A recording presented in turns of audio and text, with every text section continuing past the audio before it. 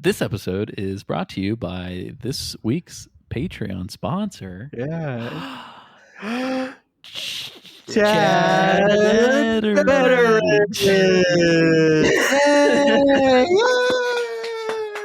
Those waitresses are mostly lined up. Yeah.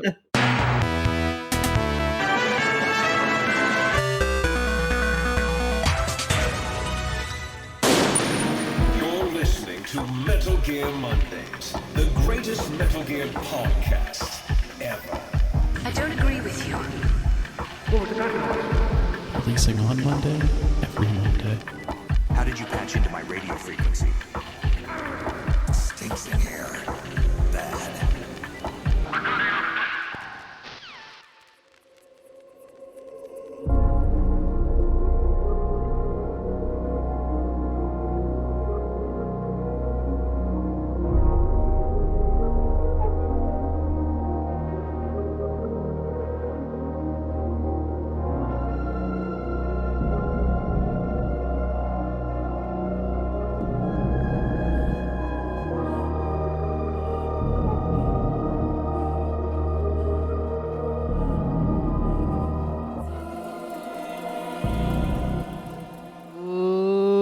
Ladies, gearsmen, babies, and gentle thems, welcome to Metal Gear Mondays, a podcast about Death Stranding. Interesting. No, it's a Kojima-verse podcast. We talk about Metal Gear, Death Stranding, all the Kojima Productions projects, and everything in between. Up to down, left to right, top down, middle, inside out, in pseudo-chronological order. I am your host this week, Liliana Wright. I'm here with Alessio Summerfield. Hey, I thought I'd stumbled into a boxing match for a second. Let's get ready for James Reichmuth. That's right. I think this game is turning me into a zoning planner the further that I get into it. Okay. I like that. I like the sound of that. Yeah. I like the Accompanying sound me of on this that. episode is sake over rocks with some Nice. lemon juice. Ooh, Alessio- very nice. This is not only a chronicle of our time with Death Stranding 2, but a chronicle of Alessio's descent into alcoholism. Yeah, straight up. This is the classy version of the crispy pop. Yeah. Yes. I've It's just got ice in a glass. You can't go wrong. I've got a blueberry pomegranate smoothie from 7 Brew Coffee. Oh, I have. Because I went to go get a 7 Brew Coffee today, and they had an extra smoothie they didn't mean to make, and they said, "Do you want this?" And I said, "Sure." So now I have a smoothie. Yeah, actually, Alessio, you might be able to speak to this. I'm drinking Kirkland Italian sparkling water. So I don't know if you The know finest. the Yeah, source it's that this authentic. came from. yeah, it's authentic. It came from my bathroom. So, that's a Italian boy bathwater right there. Oh, yeah. That's right. Coming to a store near you. Yeah, coming to no. Death Stranding Chapter 5. Death Stranding 2, Episode God. 5. Got to deliver the Italian boy bathwater to James's house. That would be amazing. That would be amazing. But yeah, we're here to talk about Death Stranding 2, chapters 3 and 4. And just as a clarifying thing, the trophies do pop at a very weird fucking times They do in be popping. this video game. And so at one point they do be popping. They do be popping. They are popping at like really weird times. I know at one point we said that we were going to do it based on the trophy pops, but because of like when they pop, this chapter isn't close to over. So we're doing it when you see the chapter title of the next chapter. That's where we're cutting discussions. And I think we might have even said that already too, but just to be clear, So we're including the vestibule between the two chapters. yes, yeah, a little secret breezeway. the vest of Buell, Yes, as it were. the vestibule. Best of Yule. It was the best of Buells. It was the worst of Buells. Amen. All opposed? All in favor?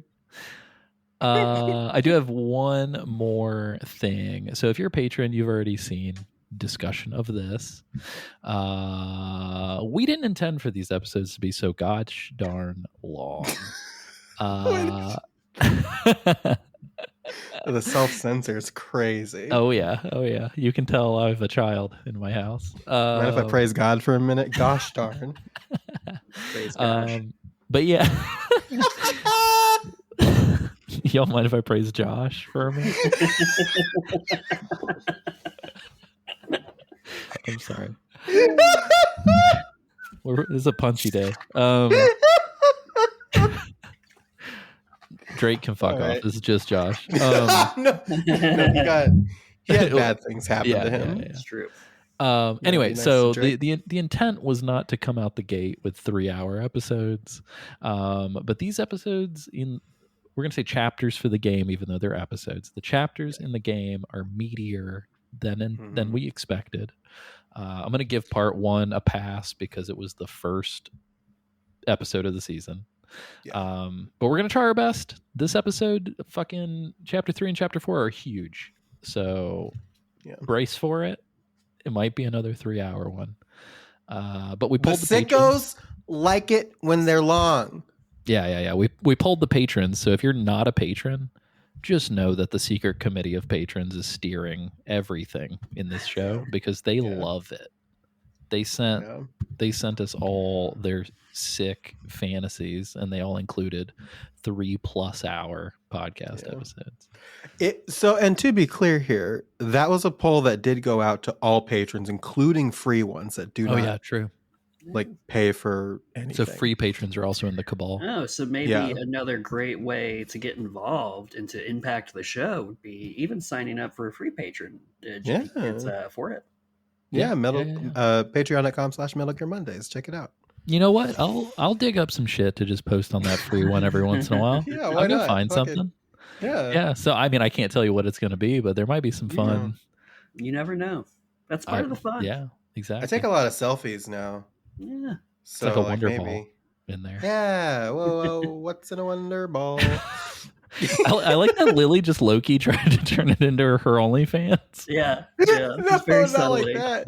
Not like very that. smooth. Very smooth. Yeah. Anyway, but yeah, those are those 2 disclaimers that are somewhat fun. We have a kind of not fun disclaimer. I'm going to give it a real quick 60 seconds on my end, and then Lily, I will pass you the mic. I'll pass you the hot mic.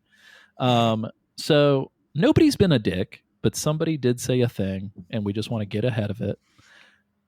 So somebody was like, yo, wish they'd be less political. I'm not going to get crazy. I'm not going to pull out a shovel and keep digging, but I'm just going to say we are human beings with opinions.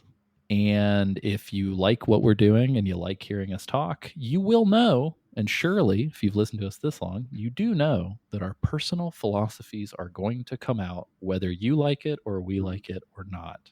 Yep. We are not going to censor ourselves.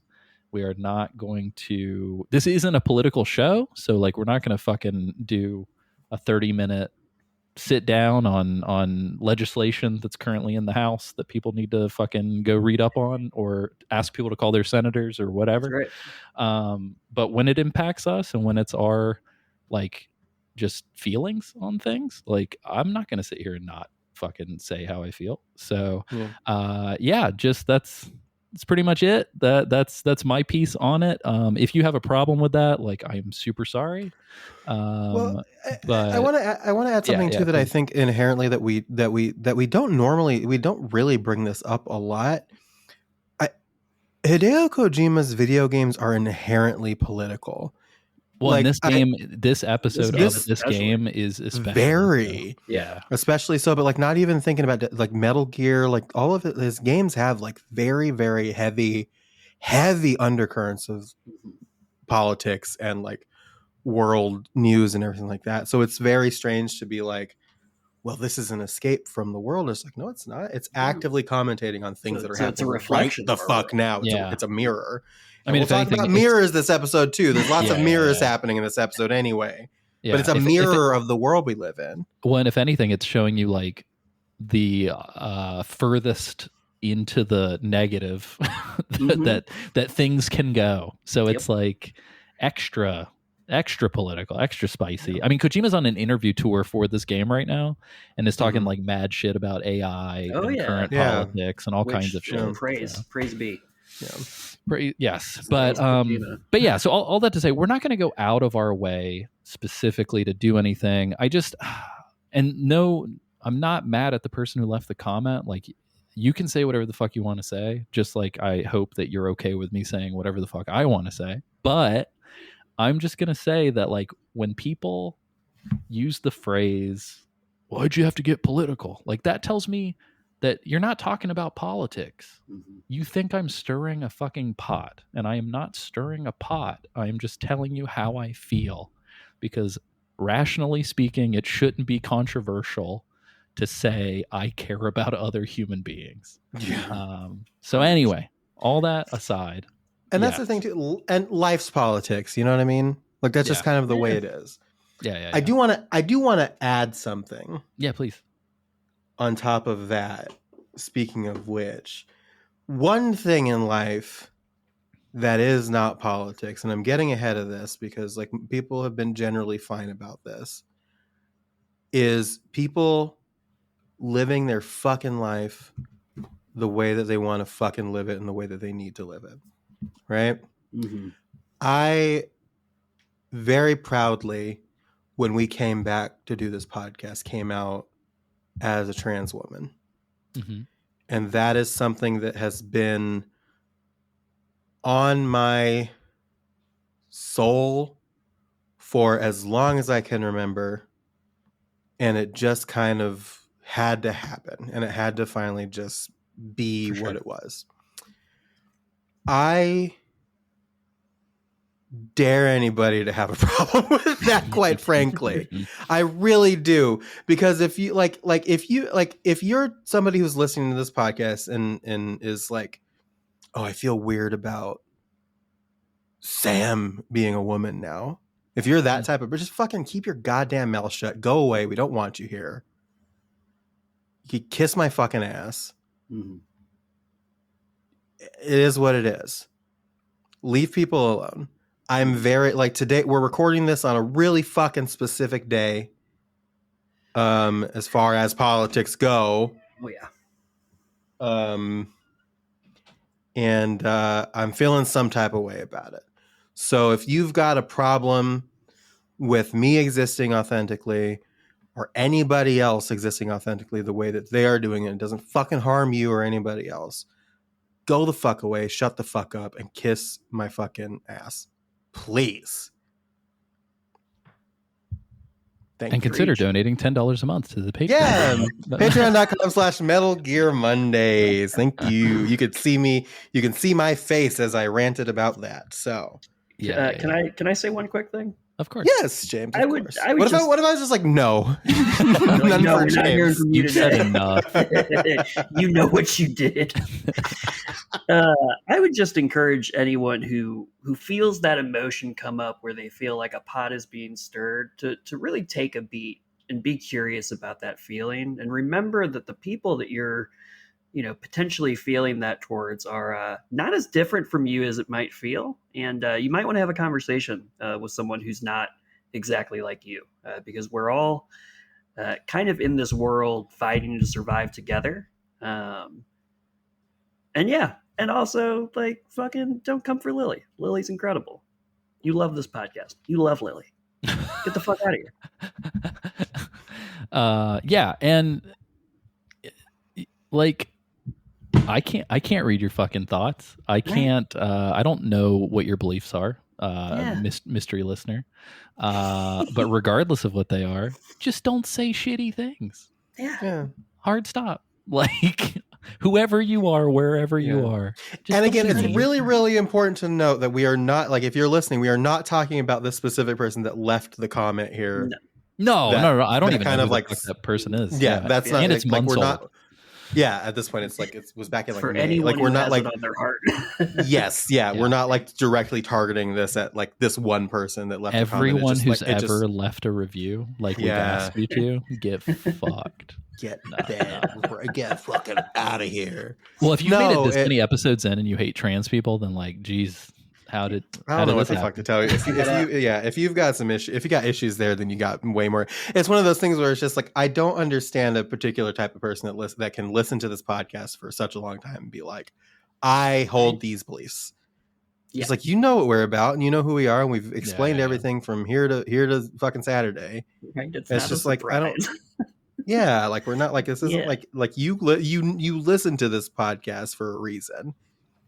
You know what we're about, and we've always been about that. We have not been shy about being about that ever. So I don't know what that's the thing. It's just like, I don't know what you want from us. We're gonna continue being the people that we are, you know. I love imagining just this is somebody's first episode and they're just really scared. This will be the time. It's like, hey, how do you feel about long episodes? I don't know, but they went on a really wild rant at the top of this one. Yeah. All right. Well, yeah. Anyway, let's talk about non-political video games. Oh wait, Pong. Today we're talking about Pong. Yeah, we're talking about Tetris. No, Tetris is incredibly incredible. Soviet, yeah. Soviet is like, don't get me started on Tetris. Are you kidding me? Yeah. To quote one Snow Bike Mike Howard from Kind of Funny, y'all don't play Tetris. Y'all don't play Tetris like that. You know. That's right. So now that we are firmly in story time. We're talking about Death Stranding 2, Chapter 3, Chapter 4. I have formulated a theory. And again, this comes from legitimately nothing beyond what I've seen in the first 4 chapters. I had self-control, unlike my cohorts here. And I remained within the first 4 chapters for this session. I have a theory. Mine was an accident. I know. I have a theory about the robot samurai that you encountered in chapter 1, Alessio. That's so crazy, by the way. It's so crazy. I've been thinking about that for a while. Yeah. So we were talking about, well, I know who this is. And you were just like, I think it's Higgs. And I was like, well, no, it can't be Higgs because this is Higgs. And then we indeed run into Higgs this episode. Spoiler alert. Spoiler alert. Sorry, you're in it.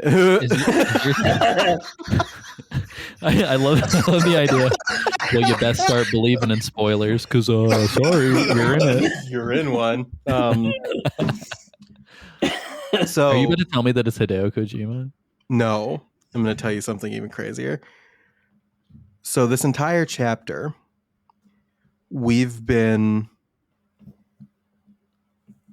getting hints about Sam's psyche, and multiple characters have been like, there's nothing in that BB pod, and we've been assuming that that's Lou this entire time, and Lou's somewhere, and we don't know where Lou is. Lou's the fucking samurai. Lou's the robot samurai. I'm calling it. Like, I'm fucking. Yeah. Listen, I'm fucking Babe Ruth calling my shot. That fucking robot is Lou. That's that fucking baby. The baby spirit is in the robot. The baby spirit is in the robot. Every single one of Lily's theories is that somebody is Lou. Tomorrow is Lou. Tomorrow is Closet Man theory. Here's my theory. Tarman's right hand is Lou. I am like, so it's one of those things where it's just like, I don't know why. It's the dumbest fucking idea in the world, and that's why I'm very confident about it. Yeah. Tarman's son got time-falled rained on so hard he became a baby and went the other way. Yeah. I really like that theory. It's also better than mine. I feel like every unknown character I meet, I'm trying to figure out, is this Mama or is this Die Hard Man? They were in the credits, and I'm like, where are they? Yeah, every unknown character I run into, I'm just like, when are you going to take the mask off and reveal that you're fucking like, I don't like Ray Liotta or some random celebrity? This is actually Ray Liotta's final performance. I was gonna say, yeah, not whatever that Roque City, whatever the fuck video game it was. Yeah. It's Crime Boss Roque City. That's Michael Madsen. Michael Madsen. Oh, who also? He did die today. That's wild. Yeah. Sorry, Mike. It was Michael Madsen. I was thinking about. Yeah, I was thinking about that. Yeah. Anywho, so yeah, let's talk more about how I fucked that joke way up. Who's the guy that's in Smokey and the Bandit. Why did I just? Burt Reynolds. Oh, Burt Burt Reynolds. I was about to say, Yeah. let's talk about Burt Reynolds' guest appearance in this episode. Yeah, Turd Ferguson. Yeah. Yeah. Yeah. So I think it makes the most sense. There's so many dead people because Turd Ferguson was played by fucking Norm Macdonald, who played Burt Reynolds. Who no, is also dead. All of these people are dead. What the fuck is going on? They're all the whales on the beach. Jesus, those are the extinction entities. Fucking Burt Reynolds, Norm Macdonald, Michael Madsen, and Ray Liotta. Norm Macdonald is just like fucking elbowing Michael Madsen, and he's being like, "Hey, extinction, guy? Right? Extinction, huh? What's up with that?" Jesus Christ. Anyway, we've got to start talking about this video game. Yes, correct.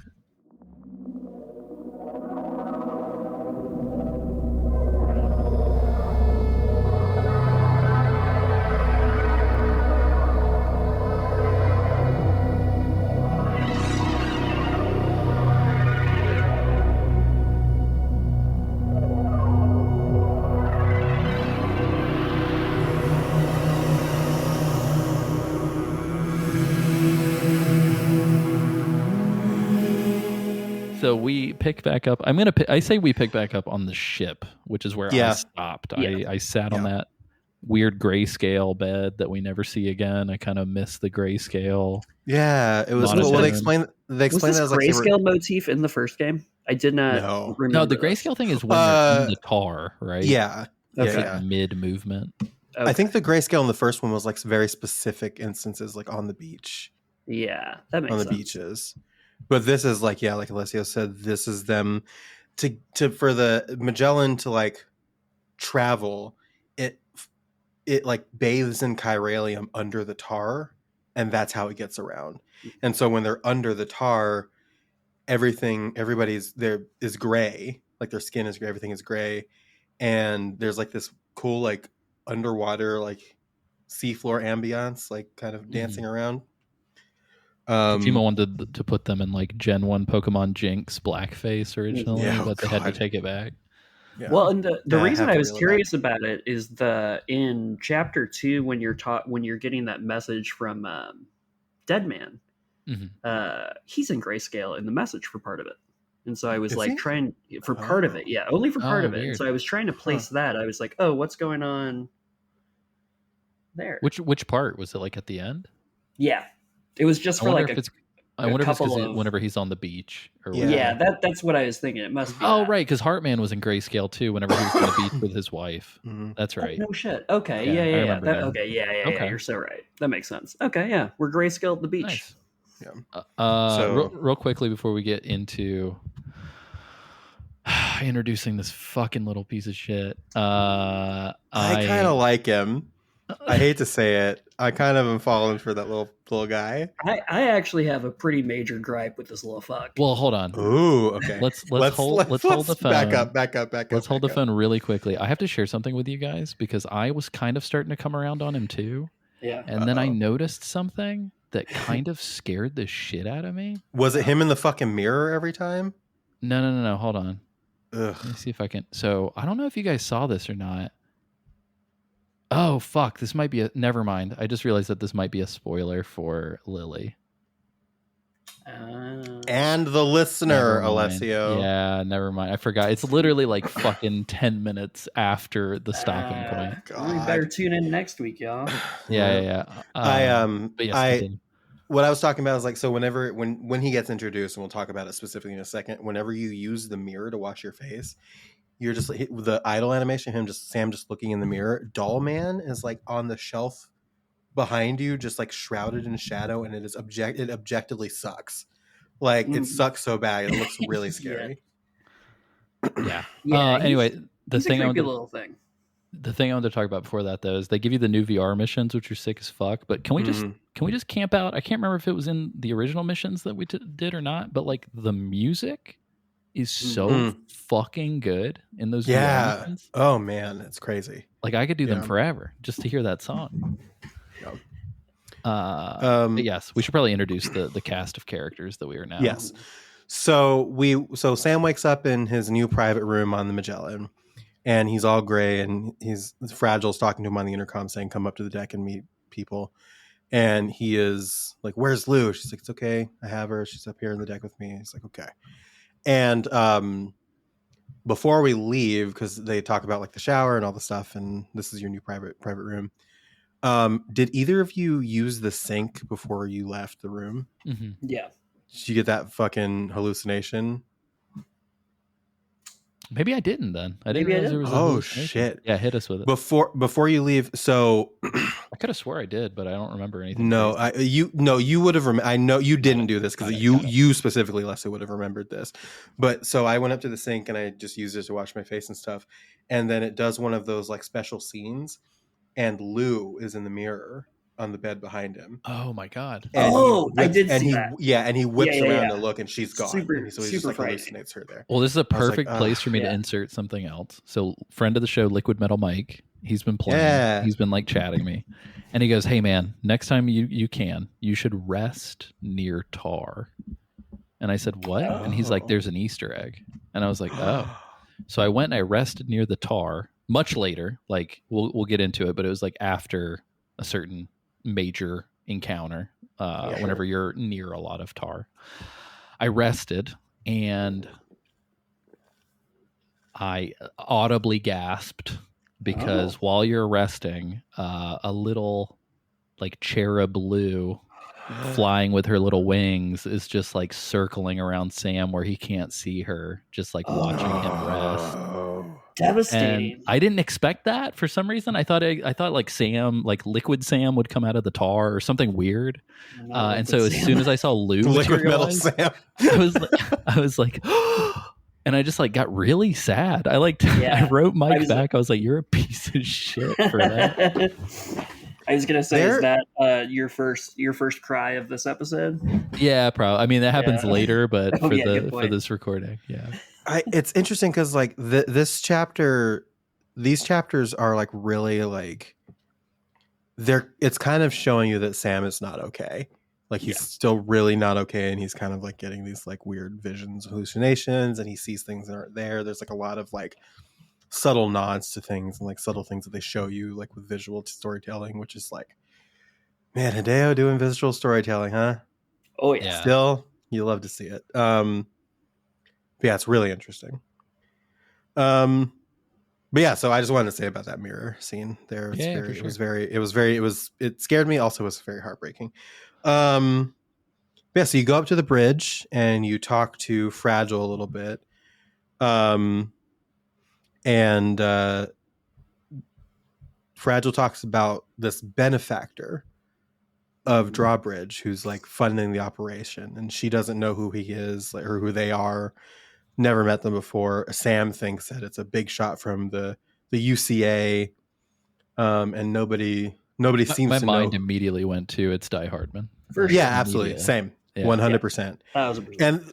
And there's stuff that makes me think like it's maybe a little here in a second we're gonna meet I think worse than Doll Man, quite frankly. Oh, I'm a huge Oh, fan really? of Charlie. Yeah, Oh, Charlie's I don't sick. like Charlie. Charlie Dude. freaks me out more than The Doll Man. smirk freaks and the me out. sound effect. Yeah, Fucking- the smirk cracks me up. I do love his like little anime Yeah. portrait whenever you Right? talk to him on a terminal, though. That's actually very I funny. love But it. I Charlie- will say, yeah, the mannequin thing is way more unnerving than the. Yeah, I don't like the terminal mannequin. portrait. The mannequin's kind of Yeah. fucked up. I would have punched that thing in the face too. I get that. we don't meet him until after the gate, right? Yeah. Yeah. Okay. No, for now- no, we meet. Do we? I can't remember. You're right. Yeah. Yeah, because they just say we got to make Yeah. tracks and head to the gate. I think Yes. at this juncture. So you go up there. You meet Tarman.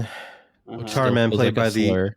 very much so. Tarman that played by the face of director George Miller, voice and mocap of the lovely Marty Roan, who you will have heard in our interview episode, Alessia's interview with him. It was great. Last episode, very good interview. Check it out. So we meet Tarman, and then we meet Dollman, Ugh. who used to be a spirit medium Yeah, that's before weird. his He's but his literally a car- Goosebumps episode. He's Yeah, 100% yeah. a Goosebumps episode. Yeah, he used to be a spirit medium before his ka was trapped in a puppet. And we don't know how his ka got trapped in a puppet yet. Or why. Why. Probably the same way that one person's ka got trapped in Fragile's extra hands. Like, something weird's True, going on. real, true. Or like that one time that guy's cock got caught in my mouth.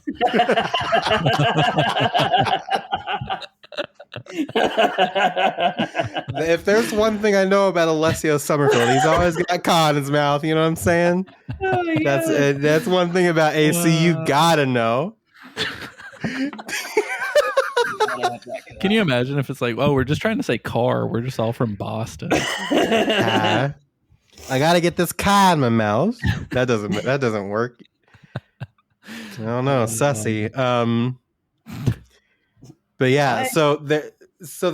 Go ahead, James. Sorry. No, I was just about to say I enjoy this moment of like meeting the crew, and I kind of like the dichotomy of you have Sam, who's maybe experienced the worst trauma yet in a life already full of trauma, and you got this crew that's just like, hey, fucking don't worry about that for now. We gotta fix Australia. Yeah. We gotta fix. Well, and Dollman very explicitly, like, in his appearance, like immediately, he's essentially Fragile's like, oh, here's Dollman, and Dollman like immediately just like whispers to Fragile, is this the fucking weirdo with the dead baby? Like, Basically, like, almost exactly.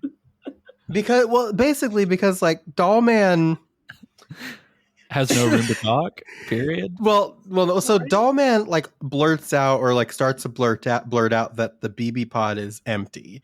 Mm-hmm. Like Yeah, there's so nothing in the Sam BB is holding pod. on to the BB pod. If we didn't end last episode with that. So like these visions of like the weird octopus tentacle and everything he's seeing ostensibly are not real. Like he's like imagining this as like a coping mechanism probably. But Dollman almost blurts this out. Fragile shushes him and like play along. And then Dollman then suggests that they take Lou on an adventure to link up Australia, just like the old times. Yeah. It made me really sad. Like It the made whole me time really that sad, he was like too. talking about it, I was like, it's kind of why I'm still not okay with the Dollman, because I was like, that's kind of fucked up, dude. It was kind of fucked up. It felt like real, like of mice and men. Like, just look at the flowers. We'll go for a nice jaunt, just like old 100%. times. Yeah. Oh my god. Like, come on, doll man. Like, but it's one of those things too, where it's just like You're a fucking doll, dude. Like, shut up. well, because here's the thing: is like the thing of it is like Dollman was ready to just like give up the ghost on it, right? But Fragile seems to be the one that's like play the game. Yeah. So I wouldn't necessarily put it on Dollman. I cannot believe that I'm defending Dollman right now, but I do kind of like that little fucker. I cannot lie. I really like Tarman. I know I've said Tarman this is great. Tarman's sick. I know I said this on the intro to the interview, but I could listen to that man's voice all day. Yeah. Like, yeah, I don't think that I really knew what Marty sounded like ahead of time, like ahead of the interview and ahead of playing the game. It's very relaxing. Very relaxing. relaxing Calming. voice. It's a very calming voice. Yeah, Tarman's sick. I wish somebody would explain what the fuck this cat's doing. yeah, he's got a tar cat. Yeah, with devil wings. Yeah, and a real nasty tongue. Yeah. And then I will say my thing about the cat again when we get to the section where we like get some of his backstory and stuff. But yeah, I want to know what that cat's about. Which I think, and I'm not positive about this because I haven't looked, but I think that like that section where you get some of his backstory, I think you can also miss that. What? I don't think it forces you. You have to like pick up the book. No, you don't have to. I'm saying you have to pick up the book to get it, and you don't have to pick up the book. Are you fucking kidding? Isn't that crazy? Yeah. Why is there so much optional shit in this game? Yeah. That's crazy. Kojima. I don't know. What's happening at home, baby? going on? Are you What's going okay? on, man? What's going on? He's got a wife and kids, and now he's got to chill the fuck out. It's crazy. Also, I did everybody wanna in this mention, fucking too- game loses kids, but we'll talk about that. This is like something that maybe it's time for news, Kojima news, what? Like that type of thing. I don't know if you guys saw, but the Microsoft publishing contract for OD isn't a thing anymore. Oh, did that guy? So- was I did that not part see of that. the cuts because they want to put all Yes. their money towards AI? I don't even know if it's part of the cuts, but yeah, there's just news that if it's still a rumor at this point, but if it seems pretty legit. But if it's true, like Microsoft isn't publishing OD anymore, and Kojima's the Productions is shopping it around for publishing. Oh, Which you'd have to Okay. imagine it would end up at PlayStation Studios At at this that point. point. But yeah, What if? Hold that on, might hear have me been out. why. Hear me out. Oh, God. What if Konami publishes it?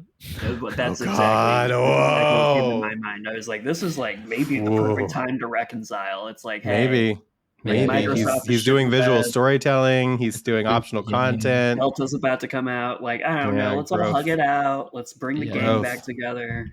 Yeah, I was curious if Konami had gone under new management as of late, but no, it's the same people that fired Kojima. So Okay. Well, we'll see. Fucking bizarre. yeah, but one thing that just felt like the time to bring that up because Oh no, for sure. Yeah. I now I wonder if OD is not going to come out until after Fizzant. Well, that's what I'm wondering because we talked about that a little bit, where it's just like why would he talk about Fizzant being so and so years away, and where does that put OD? But it's like maybe OD's further off than we think because Maybe of he the knew Microsoft about this stuff. beforehand. Maybe. I will say this though: the one cool thing about Tarman that we haven't mentioned is he is missing his right hand. Yeah, that and fucking he- prosthesis is dope. Yeah, when he shoves his stump into And the he starts talking ship. about phantom pain. Phantom And this is pain? I'm like, Yeah. are you kidding me? Yeah. I was like, come on.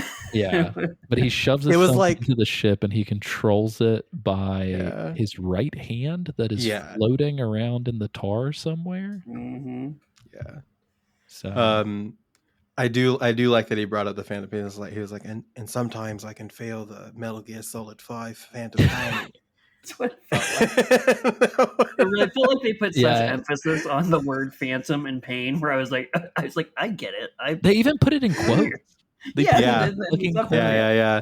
That's a big time reference. Yes. Did you guys see that Um, part where Fragile came out of the bathroom and Sam asked what she was doing and she said that she was trying to clean up her ground zeros? You guys remember that part? I thought you were serious No, for no, a second. I was like, what the I did like when Dollman talked about his family and his Sons of Liberty. Oh yeah, for sure. Yeah. For sure. Since we're talking about a lot of this stuff, let's talk about these books real quick. I know it happens later, but we just I alluded love the to it. books. Yeah. So at a certain point in Sam's private room in the ship, which is starting to feel like this room is going to be there for a lot of the game, because it kind of like things continue to happen. But you get given a book. You were gifted a book by they say a book. You have two books that you can read. But it's Moby Dick, which is so fucking on the nose. So like every time you interact with the quote unquote books, it just refers to the whole shelf as like read books. But you can pull out either Moby Dick or Frankenstein. And I haven't gotten Frankenstein. you No, can I haven't seen exhaust Frankenstein. it. So if you sit there and just keep telling it to read, he'll pull one or the other. And every time he Interesting. pulls one, Dollman says something else. And I think it's 3 messages per book is what I've gotten so far.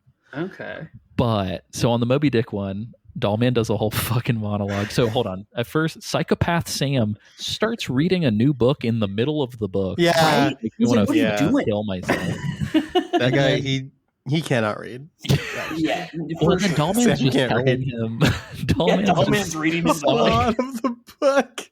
But Dollman's like, oh yes, Moby Dick, the book where Pequod and Ishmael, like literally just fucking. He goes on a whole thing about Pequod. Yep. But then at a certain point, when he's talking about Frankenstein, there's a whole monologue about Kojima Productions. Yep. What? What the fuck? Like, Yeah. yeah. He's like, oh, it reminds me of Kojima Productions. And then he's like, oh, you wouldn't know what that is, would you, Sam? And I'm like, what? And then there was another one. Let me see if I can find the third one. That it's like every time you read a book, meta shit happens. Meta Gear. So, he talks about Elle Fanning too. So when you read Frankenstein, Dollman goes, oh yes, and there was a film adaptation in 2024 starring Elle Fanning. Why does that name sound familiar? And I'm like, He had to do it. He couldn't put the AMC commercials in again, and so he's like, I gotta find a way to reference a property. 100%. But yeah, so anyway, I was like, you got to be fucking kidding me. But as he was reading Moby Dick, I was like, oh, of course he got Moby Dick from Tarman, because like Ahab, Yeah, right. like, he's missing a leg, but he's missing an arm, and like they're the sole survivors of accidents with giant creatures, blah blah blah. Like, anyway, my question is, do you think we're going to get renowned Scandinavian game director Joachim Mogren in this? Oh God, I hope so. Who could Just for say? the Peppers? How funny would that be? That would be very funny. I'm just The waiting for bandages them and to everything. start calling Tarman Punished Tarman. I'm down. Yeah. I'm down for punished tartar. Punish Tartar Man? Did you say Tartar Man? Ooh, I might Tartar have. Beef Man. Tartar I Man? might have. I like Tartar. Beef Man. tartar, man. Oh, I had Tartar. donkey tartar one time. Ooh, what? That was a weird one. Thanks, Sicily, for your fucking donkey and horse meat. Donkey sauce. But yeah, so essentially we get tasked by Dollman. As we mentioned, Dollman goes full sociopath and is like, yes, Sam, Lou would want you to go to Australia. And Tarman's like, I'm from Australia. I am critically acclaimed Australian director George Miller. and and Fragile's like, I now wear this cool officer's hat and we should go to Australia. And so everybody says, let's go to Australia, but we got to take the creepy gate. And you're like, oh. And they're like, it's all the way at the tippy bottom of Mexico. The tippy bottom. You know, directly below where you talk to Dead Man. Yeah. So all of Mexico you can see with your eyes from the start of the game, I guess. Pretty odd, but okay. Yeah, very A little small. strange. Mexico. A little Yeah. strange. But so we go to the gate. Let's talk about this fucking gate. This gate's Yes. crazy. Okay. Well, I do want to just one final thing. Well, one pretty important thing. One very like weird. Is Sam just using spray paint to dye his hair? Oh yeah, let's talk about that I was part. trying to figure that out too. What was that? Yeah, because it's like, right okay, before we're gonna we head go. to the gate. Yeah. You go to the room. You go to the sink. There's a prompt to like clean yourself up and like dye your hair. Yeah, that's And what I Sam thought just you were talking about, but that's after No, the meeting, right? no, that's after. Yeah. Okay. So he goes and he pulls out a can of just fucking black spray paint and just fucking dyes his hair back again. Okay, I guess Does that's that how they mean do Sam it. was also gray haired in the first game, or did he get gray haired in 11? No, I think he's just like a weird through it. anomaly of a human, and he went through it for a month, and he just went gray. That'll happen. Cool. But yeah, so that happens, and then you like gear up, and Dahlman's like, "Hey, I'll go with you," and Sam's like, "Okay," and then it winds up being kind of a reference to God of War, but he goes to put Dahlman on his ass where Mimir sits in God of War. I was gonna say, And Dahlman's like, posterior, Sam, really?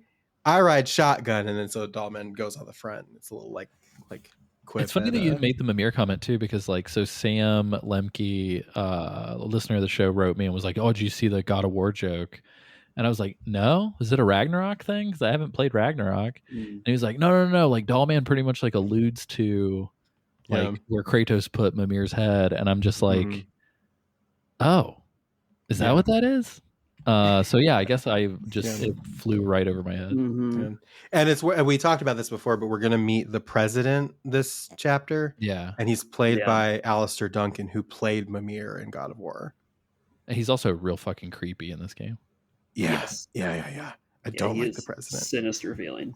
Yeah, I don't like the president, and that has nothing to do with current politics. But then, so Dahlman's going with you. You go up on the elevator to like leave the Magellan, and the whole goal is okay. You have to go through the plate gate, connect a terminal in Australia, and then we'll be able to take the Magellan to Australia. We can kind of like follow you as you go. And so you go up the elevator and you hook up the BB pod that once again is empty. Sam sees it as something as Lou's in there or BB's in there. Yeah, but it is empty. Yeah, hook it up. Circa 11 months prior. Right. And then you see a vision. So much like the first game, when he would hook up to the pod, you would see like visions of like Cliff and like what was going on with Cliff, you see visions now of what we can only assume, and we'll discover a little bit later, is a character that we're going to meet soon. What's interesting to me too, though, is like, so in the first game, it was revealed that like we're seeing Cliff from Sam's perspective. Like Sam is the baby. Yes. Right. Yes. But then in this game, Dollman makes a whole point to be like, oh, you know that thing that happens when porters connect their BBs and then they start to have like memory bleed and they think they are their BBs. I'm like, yeah, but that's not what happened in the first game. Right. No. Oh, that is weird. And Dollman also sees this vision. Well, so that's what I'm super confused by, because Dollman seeing the vision was confusing. Especially some of the future visions. Yeah. He's just like, wow, that was crazy. And like, that's it. But I'm like, dude, what? There are so many fucking questions. Are you crazy? I've got a ton of questions about this. Yeah. Yeah. It's So like, Dollman, why are questions. you not asking more? And then he says certain things that almost makes it seem as if he doesn't see them. It's very confusing. Yeah. Which is it? My thought about it too is like, so they introduced like he was a spirit medium. He can't do that anymore though, but I wonder if there's still like some like residual shit left over from when he was a spirit medium that he's able to kind of like detect that stuff. I don't know. Maybe. It's very weird. It's very strange. And maybe that's the reason why like it's so inconsistent about like how he's responding to it, because like sometimes it works, sometimes it doesn't, type deal. But have you guys I know some of them have to be scripted, but do they happen? I'm trying to think of how many I got. I think I might have gotten like 4. I got like 3 or 4, yeah. Of the Quakes? Of the visions. Of the quick visions. Oh, the visions. Yeah, the visions. Sorry, I started thinking about weather. I think, I think I've gotten 3. I've definitely rested and not gotten them. Yeah, same. Yeah, I just wasn't sure if it was like random or not. I think there's probably just like a series of them they want you to see, and then you'll see them as you see them. There's a man in a suit who appears in one of them later when he's like, pretty. I thought it was Conan. Very like quick for like a split second. I thought it was Conan. It reminds me of Stellan Skarsgård, the guy. Oh from like Thor and Nymphomaniac and stuff. His voice sounded a lot like him, and the face looked similar. So I was like, "Is he like secretly in this game? Like, what the fuck was Stellan that?" Skarsgård cameo. But that'd be sick. No, it's good shit to touch on for sure. Yeah, those visions are interesting. Yeah, I hadn't remembered that. Those visions are Sam in the first game. Yeah, well, it's also because I can't remember if I was talking to Mike or Sam or somebody else. Ivan, who I found out from watching Anora, that Ivan is pronounced Yvonne. So sorry about that, Yvonne. But anyway, Yvonne, long time. Well, listen. Do we know that he pronounces it? I asked. Are you just taking it off? No, I asked. Okay. He said that's the Russian pronunciation. Gotcha. But yeah, so Yvonne and I were talking, and I think he might have been the one to mention it. But he was reminding me that the C-section scar on Sam is where he got shot when they killed Mads. Because they shot like through the BB pod or whatever. Yeah, that's right. I'm wondering too, it's just like, so like that was the connection and that was what he was seeing.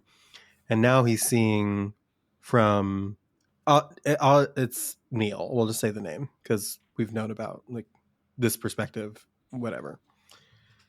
I'm wondering if somehow this, and because they keep on bringing it up and they talk about it in Australia about like, oh, we did some research and this and BB-28 and blah blah blah. I was like, we already knew this stuff, so why are you bringing it up again? They seem very like they want to hit that note about BB-28, and I'm wondering if somehow this pod was the real BB-28's pod, and we're getting visions based on that BB's relationship to Neil. Oh, I see what you're saying. Yeah. Where like did BB-28 was associated. Pod come from? We don't have no idea. That's why I'm like, it's just maybe that could be it. Like it could be they left it for purposes, but like I'm wondering like maybe this is actually they're really hammering the BB-28 thing home, and so I'm wondering if maybe this is BB-28's pod, and BB-28 is like Neil's kid or something. Yeah, and we're seeing Neil's stuff through. Well, based on something that's about to happen with this gate, I now have a harebrained theory. Do you want to get to it, and then we'll talk about the theory? Yeah. let's head over. So we got to let's go head to the over there. gate. As I mentioned, all you got to do is go south of the furthest you went before you went back. It's not a super tricky walk. I I don't will think they have say, to go like, all the way back. I think they park the ship like right outside. oh, they do, like right Yeah, near. yeah. The walk, like cresting the hill and seeing hearing the title track, the Caroline Polachek song, Pretty cool. and like seeing the gate and like everything is like really fucking cool. Oh no, it's the gate is fucking sick. And then not only that, but I would say this is like the most metal shit in DS2 so far. Right? It's like all the people in red fucking emerging So from the fucking ground Yeah. and carrying this coffin to the gate. Yeah. Yes. What are God, they it's up so to? dramatic. I cannot wait to Yeah. to talk about like the payoff to that because it's so It's cool. so good. It's so fucking good. Um, But yeah, so there's just this gigantic fucking gate that, like, for all you Zoomers out there, it looks like a fucking void gate from Minecraft, kind of, yeah. or whatever the fuck it's called. I don't know. Yeah. That's my dad moment. Yeah. But it's just like this gigantic, like, rock formation that looks Yeah. what were a gate. And you actually can't see anything, right? It just looks normal. Yeah. But as you get closer, you realize it's like a reflection of the light that is coming through it. So Running up to it like a also black hole. feels like you're like running up to like you're doing a run up to like the final boss of a Dark Souls game. Like I Yeah, felt like I was about to Oh, fight yeah. Gale, like Slave Knight Gale at the end of that run up. It's it's very striking. It felt like the great old one from Demon Souls for sure. Like the beach Mhm. even felt the same. Like Yeah. But yeah, you just come to this fucking creepy thing. You see this cutscene of these people who just like don't even pay you any fucking mind. Like they just don't even care. Yeah, they're busy.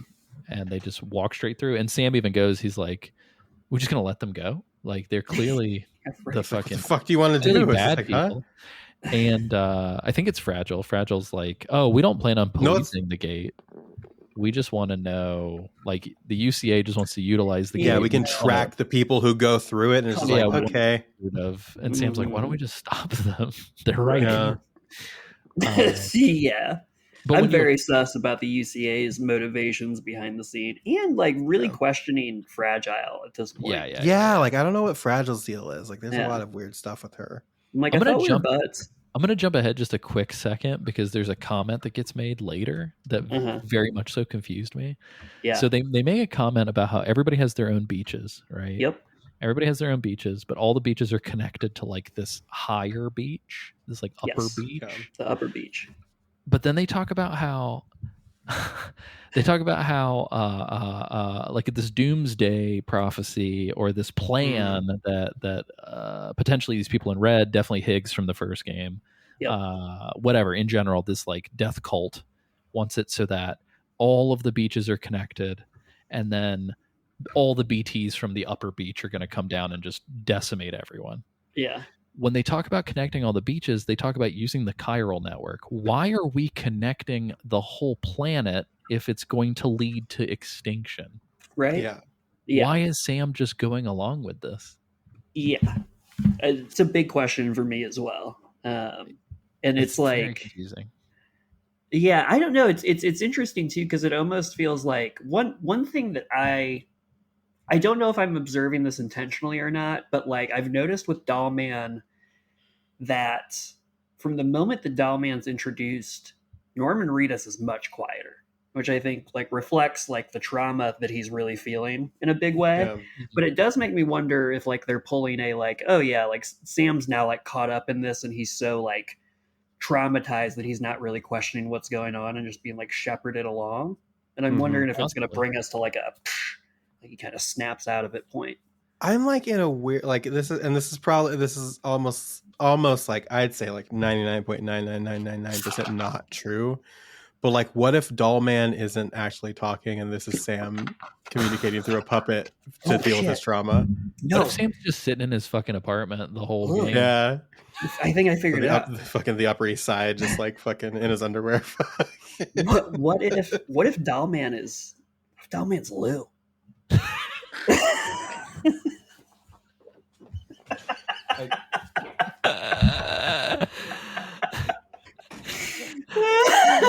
Lily's gone.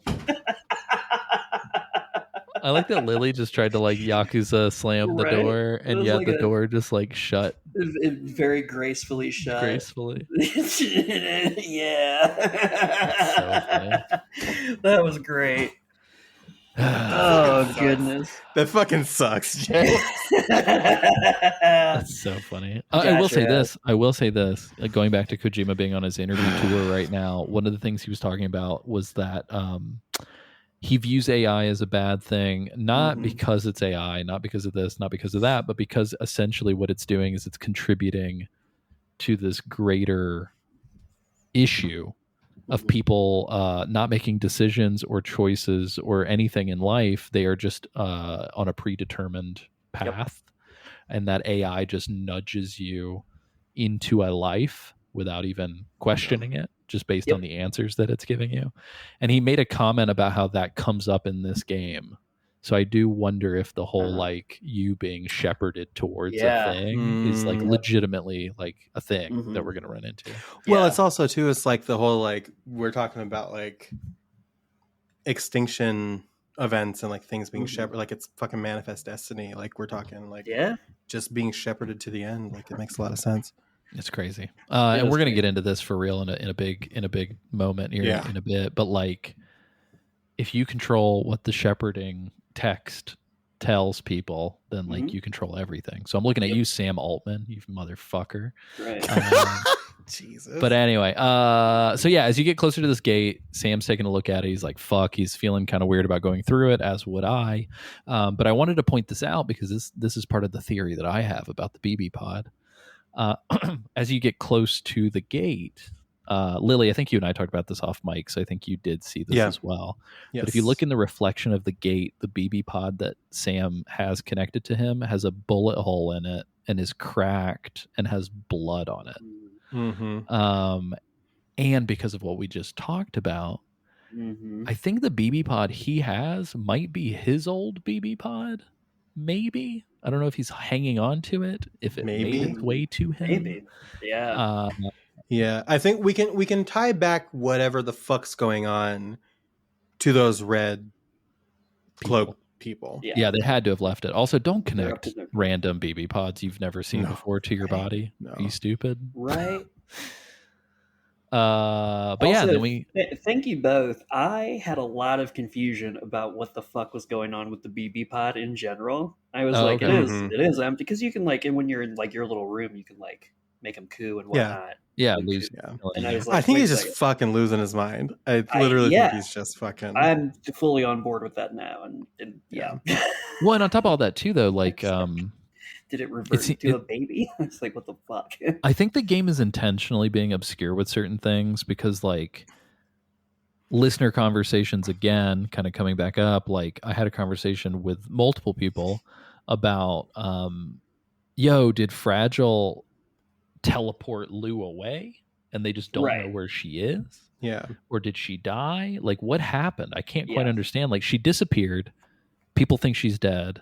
What order did they happen in? And I think that the baby died, quote unquote, like everybody saw the baby die, and then the baby disappeared. And then the was transferred into the robot. Yes. the car was trapped in the robot. Yeah. Well, the robot happened before though. Yeah. No. Yeah. Maybe concurrently. Or listen. Yeah, because listen. No. Because Lou got plucked from the ether and learned how to use a katana in 3 minutes. Well, listen. Because you don't run into the fucking big lid and line. You don't run into fucking my fucking Charlie Day pinboard back here. You don't run into the red robot things with the dogs at that old bandit camp until after you get the alert that your home is under attack. So by the time the samurai pops up, Lou's fucking bit the dust and is in the robot. Well, and from my perspective, I personally never met the samurai. So like, right. So we have no idea. We have no idea when that's supposed to happen. I don't even know that there is a samurai. I never met the samurai either. So. How funny would it be if they're just not in your game anymore moving forward? Like, I'm the only one. Sorry. Yeah, Ninja Report with Alessio Somerville. And how's your ninja doing today? Let's see. Ninja Watch. Ninja's doing just great. Sam and Ninja went and had breakfast Yeah. at the beach. So then we go to Outback Yeah. Steakhouse. Yeah. Can I tell? I'm Sam just so walks sorry. through. I hate to keep on derailing the podcast, but No, I just you're read there was a period of time. So the Outback Steakhouse slogan is no rules, just right. Listen, calm down. Listen, calm down. Hold on, Listen. missed opportunity. I wish Kojima Productions would have gotten Sam a fucking Outback Steakhouse ball cap. Fuck Yeah. Outback. No, so Outback Steakhouse's slogan is no rules, just right. And for years and years and years and years, I thought that slogan was Applebee's. And it's not. It's Outback Steakhouse. Applebee's is eating good in the neighborhood. Eating good in the neighborhood. Which neighborhood? Eating good in the neighborhood. And they have us eating good in the neighborhood. And Outback Steakhouse is no rules, just right. And I figured this out because me and Chelsea went to Outback Steakhouse one time. That was a mistake. But then we discovered that a mistake when we discovered that that was, or I discovered, and then everything in my life was a lie. Also, the person who does the voiceover, the narration for Outback Steakhouse is Is it Crocodile? No, it's Jermaine Clement from Flight of the Conchords. No shit. Who is Are you not serious? Australian? Yeah, who is not Australian. He always has done it. No, I don't know about always, but he's the most recent. Like That's wild. Voiceover is Jermaine from Flight of the Conchords. I fucking love Who Jermaine so famously is not Australian. Yeah, by exactly. the way, famously hates from Australians. yeah, from New Zealand, which is close but not quite. Yeah. Australia. That's crazy. You know what's funny? This is actually very well timed. I hadn't eaten at an Outback Steakhouse in 16 years. Good. Prior to last week, I went to an Outback last weekend with my in-laws. Why? Oh, with your in-laws makes sense. Yeah. In-laws Edith had Bloomin' Onion. I was gonna say, did she have some Bloomin' Onion? Yeah. She didn't like it. She's afraid of flavor. You know. No, dude, that girl loves curry and pho and all kinds of crazy shit. Hell yeah. Ooh, Yeah, good she's for crazy. her. God, I wish I was eating pho when I was a baby. Right? God damn. But anyway, so Australia is hell. Yeah. I we just can't wait to come talk about that bushfire. Jesus Christ. Oh my god, yeah. So yeah, you walk out of the fucking gate. You're in Australia. You get this like little tiny brief catch your breath moment where the Magellan lands, and it's like, hey Sam, come hang out with us for a second. And essentially, you hang out, and all they're like is like, we're in Australia now. You should go to this guy. He's trying to start a government in Australia because they don't have one anymore. And you're like, okay. And so you go and you encounter the scariest fucking thing ever. They're just gigantic BTs with crazy fucking eyes. So scary. And like the sky turns red and it's raining. Yeah, that's fucking new. I had to ask. The it's all fucking new. sky turning red when you go into BT areas, that's fucking frightening. Yeah, so the sky Okay. turns blood fucking red. Then you So have these cool. giant, creepy. They look like if humanity sprites Watchers. from Dark Souls Oh yeah. were Yeah. gigantic. Became angrier. What Yeah. were a man? What were a man? Yeah. But they got these fucking creepy eyes. If they The eyes don't are so see scary. you, if they don't see you, the eyes are red, and if they do see you, they turn green. Is that what it is? Is They it a do. red light, green I light? think they're blue when they're docile. Yeah, They, red they when definitely they see turn you. green when they. No, I think They're they turn green when they huge. see you. They're scary. They're They're not. huge. So essentially, I got you're like, I got I'm like in surprised by fucking one of creepy them. crouch walk mode, and I'm just like out of the corner of my eye, just like, oh, there's a huge man right there. Like I don't know if this has come up on the show. One of my biggest irrational fears is like things that are too large for the space that they are in. So like if you've seen like It Follows, like the scene in the trailer where there's that man trying to come in through her bedroom door, but the man is clearly too tall for the Way too hallway. tall for the Yeah. hallway. That So scary. like that just fucking creeps me out. And like these guys are kind of like that. Like they're far Yes. too big and they're just hanging out. They're just hanging out. It's raining. All your shit is breaking on your body because you're getting in the time fall. It's just Kojima was like, what if all the stressors in one thing? Can I admit something? Yeah. I caused a void out. Hey, I it was makes you feel not- any better. Liquid Metal Mike said he voided out the moment he got into Australia.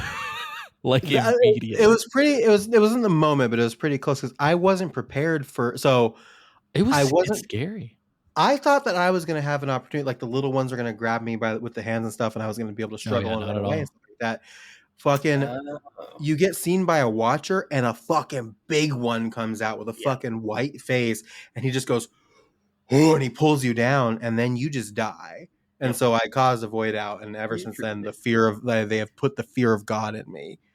Fuck those things. Yo, I saw that big thing. I don't want to be like fucking MLG moment or anything, but I saw the big grabby thing once, and straight up, just like you're saying, like because I was overly cautious because these things creep me the fuck out. Yeah. And the one time that I was just like fucking listening to Waylon Jennings and driving my big ass pick 'em up truck straight through, and I was like, you know what? I was like, fuck these guys. We're driving. And they stopped me dead in my tracks, and they pulled my ass out, and I was like, oh no. And I broke respect free. the watchers, dude. Somehow I broke free, and I never looked back. And so from that point forward, I'm just like, we don't fuck with watchers. I got 2 rules around here. No threesomes with blood relatives, and we don't fuck with watchers. I'm glad you brought that back. No threesomes. Don't fuck with the devil. No threesomes with blood relatives. And we don't fuck with watchers. The thing that got me was like, okay, I could have kept going, but there was a timefall shelter right over to the left on the other side of it. They trick you with that shit though. Somebody lured me in with a timefall shelter, and the watcher was there. They knew. Whoever built that shit. Yeah, fucking assholes. But I was like, okay, I'm just gonna get some repair, gonna get a rest, and then that's when they got me. So I was like, fuck, man. I wonder if that's a developer place. I haven't voided out yet. Maybe. Yeah, me neither. Knock on wood. I haven't since then. I'm doing way better now. But have you roided out? Oh yeah, that shit's crazy, dude. Hell yeah, dude.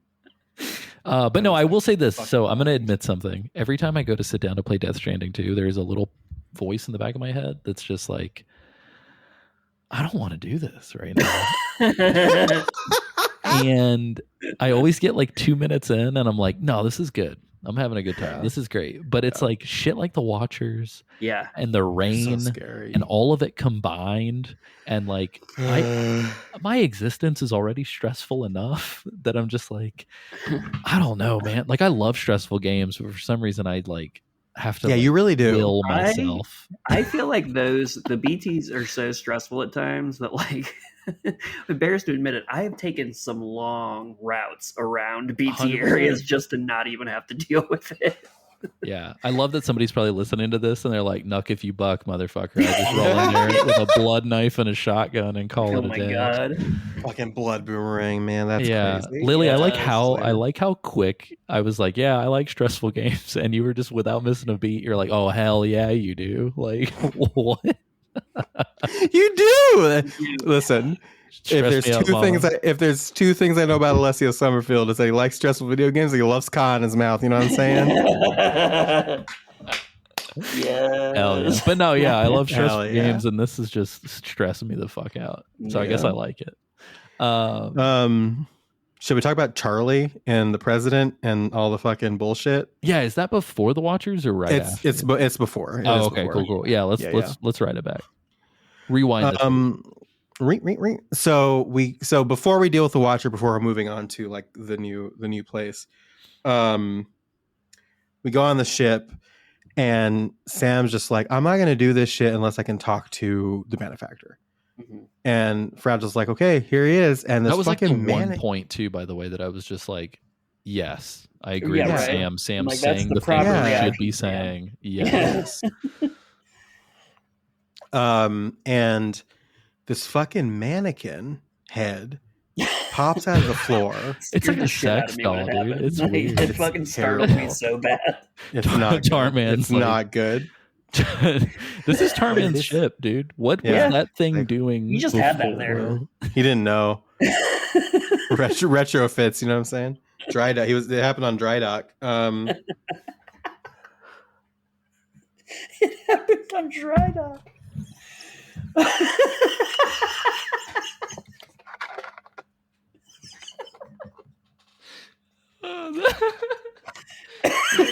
That one got me good. Woo! Holy shit, that was good. God.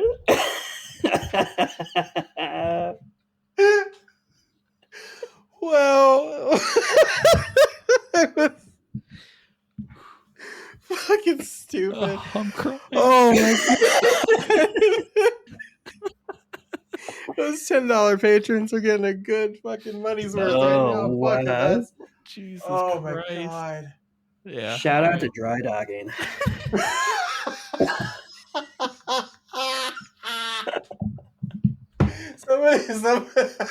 Somebody else. I don't think there's anybody else that can do this right now. Whoa. James, tell us more about Charlie while my lungs were. So Charlie Please. pops up, and I'm pretty sure the first thing Charlie does is like ask you like how you would like them to speak to you. Like, Yeah, to make it's you very comfortable, right? Yeah, Sam's like, I don't like this. Is like, oh, like you're not like one of my friends. I don't trust you. And it's like, I know oh, good all of your idea. friends' voices. Yeah, it's a good idea. Pick one of your friends to talk as you. Yeah, it's very weird. And it's You get it's a fun. couple options. You get 4 options. It's what Heartman, Mama, Die Lockne. Hard Man, or sorry, Not Lockne. Mama. Who's the 4th one? I think the 4th one's like "fuck you" or something. It's the bottom. It's the bottom. Nice. Yeah. Oh. Wait, who is the 4th one? It's Die Hard Man. It's Heartman. Dead Man. It's Dead Man. Dead Man. Deadman. Yeah. Deadman. Yeah. And I went through Deadman. all of them before I landed on the one that they finally accepted. I did all of them it except for forces you Dead to Man. do. Yeah. Because I Dead was Man like, is Dead weird Man. because Dead Man is dead. Well, and Yeah. not only that, but I was like, Allegedly. Sam just saw him and cried. So Yeah. like, no, I don't want you to sound like Dead Yeah, Man. right. That's weird. So the thing that made me pick is I didn't know that they default you to Die Hard Man regardless. And so good old Tommy's back, but you can choose all of them. There's like a little like voice line. And if you go back, he like Charlie's like face twitches a little bit.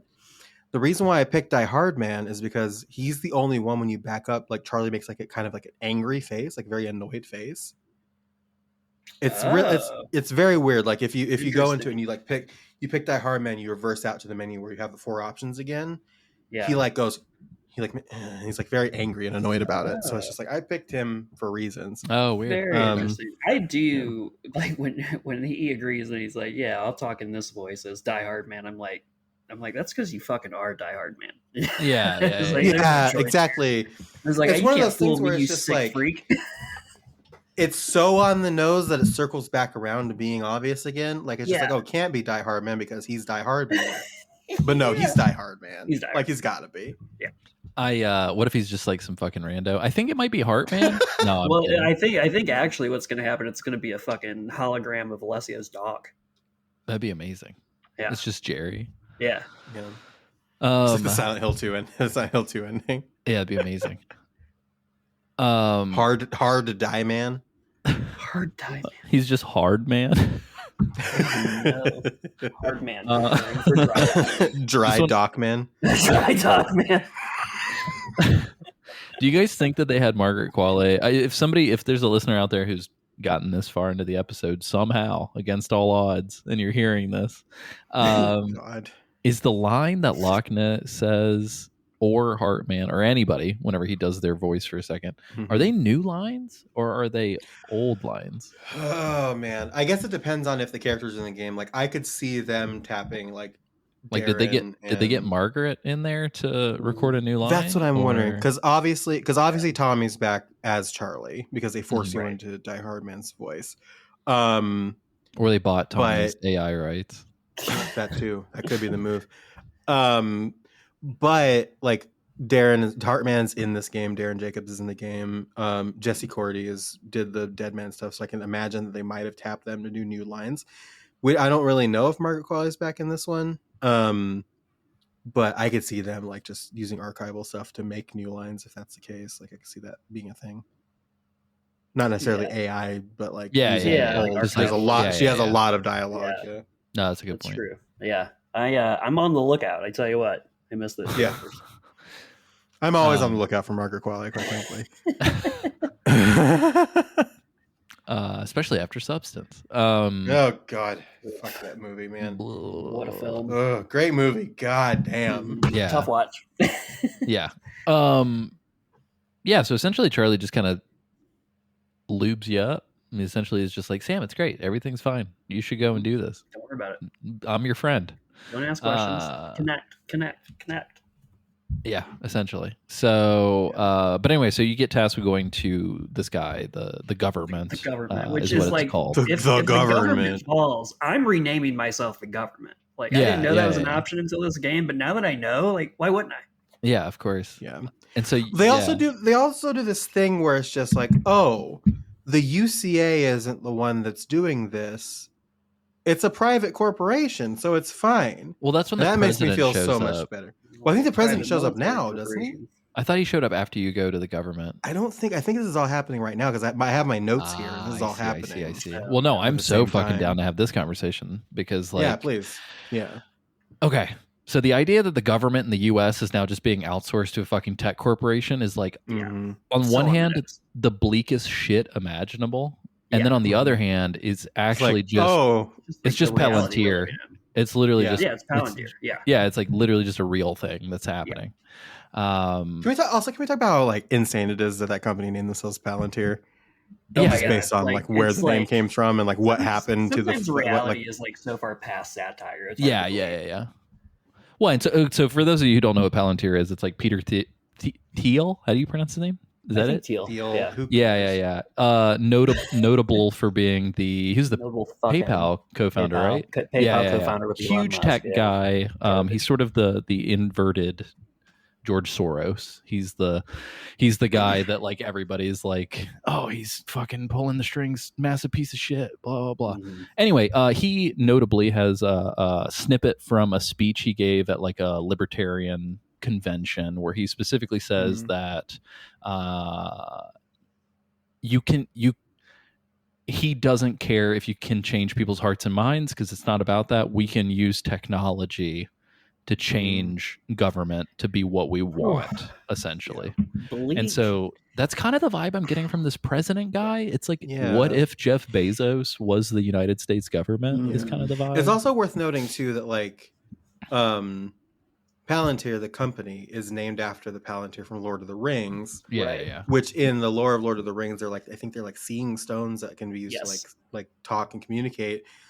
And Sauron gets one and corrupts it and then uses it to corrupt the other ones. And they become tools of evil, essentially. So that's really cool that they named them after that. Yeah. So, it's the whole thing's pretty fucking bananas, y'all. Like that one was for you, Cole. It's so anyway, I love that we chose this to be the episode where we were like, let's talk about politics. Let's talk about politics. Beginning. I do like though, like again, like going back to Kojima's like creative through line, like the private military corporations, like this tech corporation drawbridge. It's like, I don't know, this game, the more I play of this game, the more it feels less like Death Stranding 1 to me and more like MGS5. Well, dude, like, somebody told me that this game reminds me of Metal Gear. Reminds them of, it might have been Matt, aka Dragonhide, creator and curator of the database of Metal Gear Mondays. But he told me that this game gives him huge Metal Gear Solid 4 vibes. And I've been having trouble not seeing it. It really does feel like Metal Gear Solid 4 a lot, both in the topics and just the vibe, like the general aesthetic. Because even Tarman's like prosthesis looks like the B&B Corp like latex metal shit. And then you got the gecko legs that are on those things. That are delivering everything. Yeah, there's just a lot of the gecko legs I think were in 1, weren't they though? Like they were like a early version of them were in 1. Yeah. But yeah, whatever that weird like textured metal latex aesthetic is, like it's everywhere in this game. Yeah, totally. But yeah, anyway, so we talked to this guy. He's the quote unquote the president of the United States. And it was determined that he should be so by the fucking tech corporation algorithm, the tech algorithm. Or whatever. Yeah, like essentially the whole point, and again, I guess this does tie into what Kojima was saying about AI and the dangers of algorithms and essentially you being pushed to do things and live your life a certain way, not because you want to, but because you've been algorithmically navigated to it. But yeah, I think in theory, when I first heard it, I was like, oh, that's kind of neat. It's like the government is updating itself at all times based on how people are reacting to it. But then I was like, oh, that's not what's happening. It's quite the opposite, actually. Yeah. It is. Yes. Yeah, it's going the opposite direction. Yeah, and it's like if that system existed, like it surely would either be used to put like a tech oligarch like that in charge, or it would be like review bombed into oblivion and just destroy itself, right? It's The president is fucking concept, Eve but... from Stellar Blade at that point. Totally. But yeah, so anyway, I came out of this conversation being like, this is the bleakest shit in the whole wide world. Right? If this is the world we're fighting for Death Stranding 2, I was like, if I get a choice at the end, I'm going to Demon Souls this. We're just ending it all. Yes. Like, fuck it. Yes. Nobody should live in this. I don't know what gives these people the will to live in this game, because it's all suddenly all those people getting real scared and suiciding themselves to go into the tar pit. Right. Pretty reasonable, actually. Yeah. Fuck. Look, if those watchers were fucking in my neighborhood, like, I don't know, y'all. I don't know. Well, at first I was like, man, why did Deadman just choose to go walk to his beach? Why would he do that? And now I'm just like, now I know. No, yeah, makes sense. I get it. Who are you going to call? This bullet. Quick question though, what's with the coffin number increasing in Sam's room? Thank you. Thank you. I was going to ask about that. Myself. It started with 5 for me, and then there's just like more and more happening. At 4 for me. I didn't notice how many I started. I just noticed suddenly I went from a few to a bunch, and I was like, the first time I noticed it, there were 5, and then now there's like 16 of them, and I don't know what the fuck's going on. Oh, I don't think I have that many. I think I might be exaggerating, but there's a lot more than 5 now. I would be curious if we have similar amount though, because if not, then it means something else is dictating, not progression. Yeah. If you zoom in, like it blurs it really quickly, but you can see what the words say, and the words say, and for this is on the wall in your private room on the Magellan for the record. It says both stick and rope to protect and connect together for tomorrow. So is it just people that you've connected? Maybe. That could be it because I don't know. Because by this, well, no, I don't think so. Because let me look at the order. Because I feel like when I connected such and such of Oz, I can't remember the first part of his name, the guy at the government. I feel like when I connected Mr. Oz and the Lone Commander, I didn't have any numbers go up. But maybe I'm wrong. Yeah, I mean, I think it'd be close to over 10 connections by the end of episode 4. When it's definitely not the if you include Strand the Mexico contracts with friends. Too. Yeah. No, yeah. Also, if that is the case and it is the people we're connecting, why are they being represented by coffins? That's not cool. Right? It's not great. It's spooky. But anyway, and so before you leave and you go on this government trek, Dollman is just chilling and in your room now, and you can talk to him as much as you want. I don't think we mentioned that. I will say this. I love that he just flat out tells you when he doesn't have anything left to say. He's like, I don't have anything to talk about right now. And I'm like, wow, that is so much better than every other Japanese game in the fucking history of the world. It's just like you just keep talking and they start repeating lines and you're like, oh, surely I've exhausted. And then they say a new one after like 7 and you're like, fucking, what is happening? Like, do you have new dialogue for me or not? Like, but we should definitely move on so that we can cover the rest. Well, we can kind of, I think we can kind of like ping pong from here because like, some of this stuff happens in quick succession, but there are some mechanics that unlock through these next sections, which I do think are interesting to touch on. Because for me, episode 3 was where I felt like my style of play in Death Stranding from 1 to now drastically changed. Oh, really? Okay. Yeah. Tell me. So you deliver that to the government space, and then where do they send us next? We have to deliver a chiral decontaminator to the government base, and then from there we have to go liberate the observatory from the brigands. band. Well, the before that brigands, too, yeah. though. So is the lone commander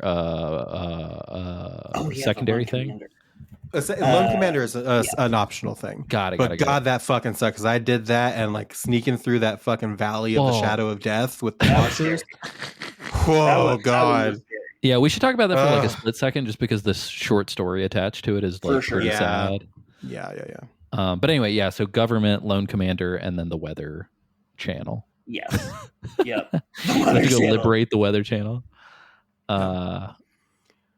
But yeah, so I guess the Oz guy. What's his first name again? I can't, or his like full. I don't know. I think it's just. I thought I just saw it. I actually don't know. His name is Old Oz. Old Oz. Yeah, I don't think he has like a full. Yeah, I wasn't sure if it was like the old commandant of Oz or something. I can't remember. Anyway, he's a man wearing an eye patch. He looks cool as fuck. He looks like he could have been Roy Campbell in Australian Metal Gear. Really cool dude, but he pretty much tells you like, yo, it's lawless fucking bandit brigades everywhere. We need help. People want some structure and order, but we're all scattered and we don't have anything. Oh, by the way, there's an old friend of mine up in the mountains. He just calls him the lone commander. If you bring him this, I'm sure he'll hook you up. And he mentioned he's like a crazy sniper, and I was like, I want that. Right? Give me that. Give me. How far have each of you gotten star-wise with the lone commander at this point? I think I only got 2.5. Yeah, something just like 2. that. Okay, yeah, they've got some fucking good rewards if you. Oh shit! Okay, keep going up there. Okay. Yeah. So, but if you go up to the lone commander, he's not super far away. So for me, this didn't feel like out of the way or anything. If you go up to him, he's further in the mountains from where we are, and it was almost worth it just for this thing I want to talk about when we're done with him. But you go over there, he's in this little like booth thing like everybody else. You talk to him, he's like, yo, I've got some shit. If you're really hardcore, I don't want you to he's like, I don't want you to connect me to the network. Fuck that. I don't want to be a part of your system. Which I'm also like, yeah, you know what? Like, fuck that. Because dude, everybody's like, yeah, when you connected the chiral network, Sam, the beaches became unstable. We're not sure why, but maybe if we connect the whole world, it'll be stable again. And I'm like, or we could just not. Yeah. Maybe we should not have connected. Yeah, exactly. But this guy's like, yo, like if you really are hot shit, like you say you are, people say that you are, whatever, I've got some shit stashed in the mountains I haven't been able to get to. If you could get it and bring it back, that would be great. I think it's called like Precious Cargo or something. I can't remember what it's called. That sucks. It sucks. It's harrowing. It's very, very frightening. I don't think I've made tracks as quickly in this game as when I did when I collected the cargo. And I immediately turned around and was just like, sprinted out. Let's get the fuck out of here. 1000% now. So there's the TLDR is there's fucking watchers everywhere and it's crazy. But when you get back, he's like, hey, thank you so much. FYI, all those watchers were my ex troop. Like those are my guys. Like I'm the lone commander because those are my boys. And essentially he tells you. So it's like those are my boys and also the people that we fucking killed.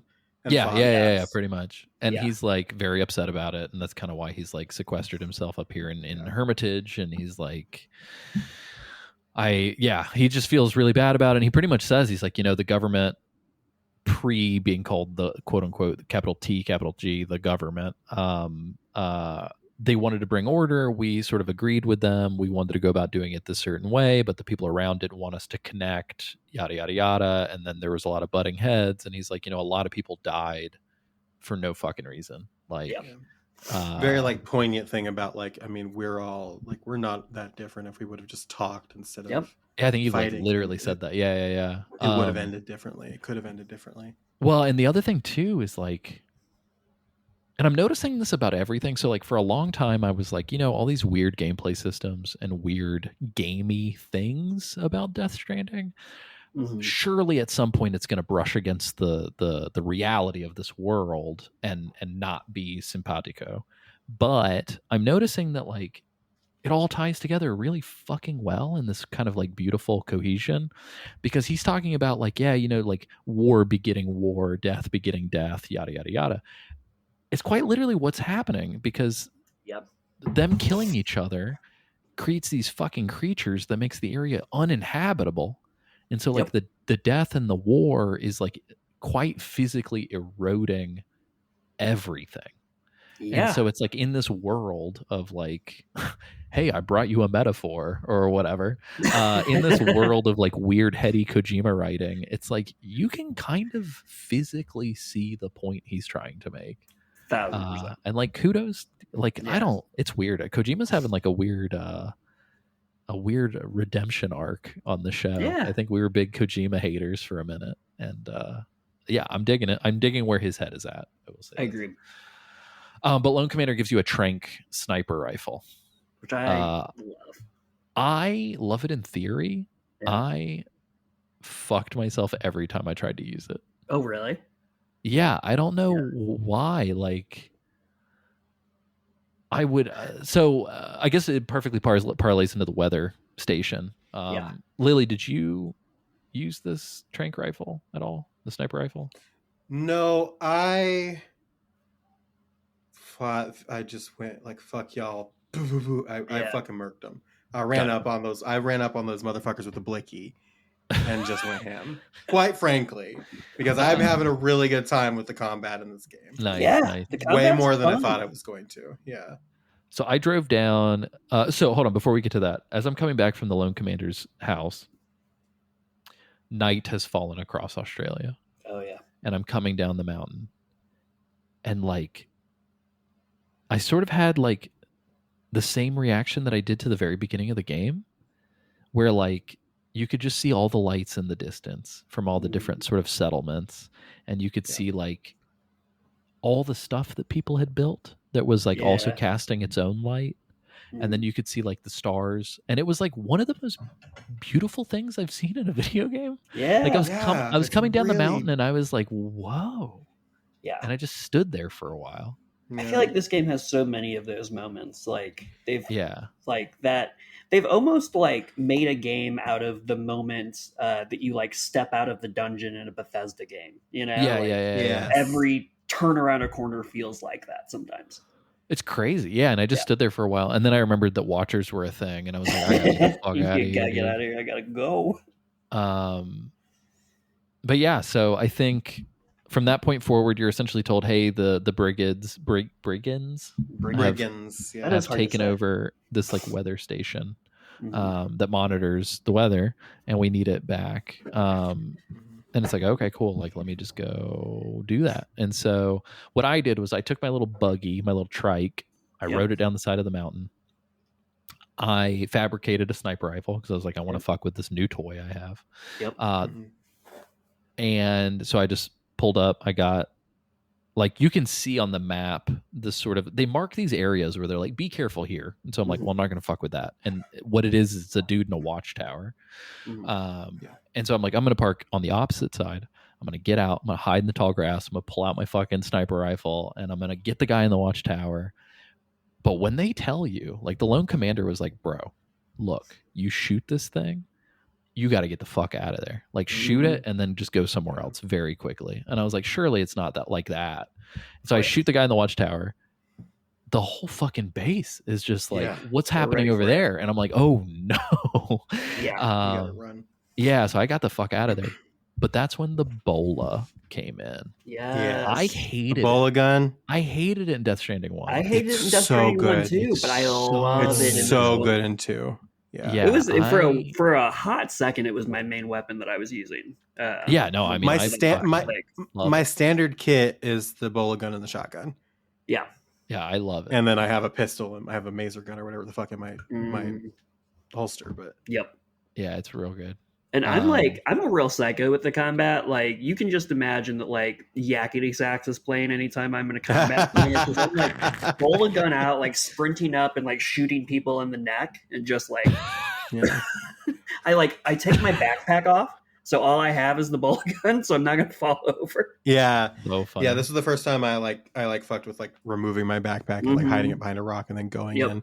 I did this thing where like I went in, I snuck I stuck for a second, I went in, I climbed up the watchtower, I took out the guy in the watchtower, and then from the top of the watchtower I took my assault rifle and just like from the guys on the top, and then they started climbing. Whoa. And so I was like, fuck this. I jumped over the watchtower, landed on the ground, took a little damage, but it was fine. I ran into a building, and then like as they were kind of like trying to flank me coming to the building, I was like boom, boom, boom, boom, boom, boom, boom, boom, and like taking them out, like using like going back and forth between the doors. And then I ran out, took out a couple more, took out the two guys left on the bridge, and I was like, yeah, I'm fucking awesome.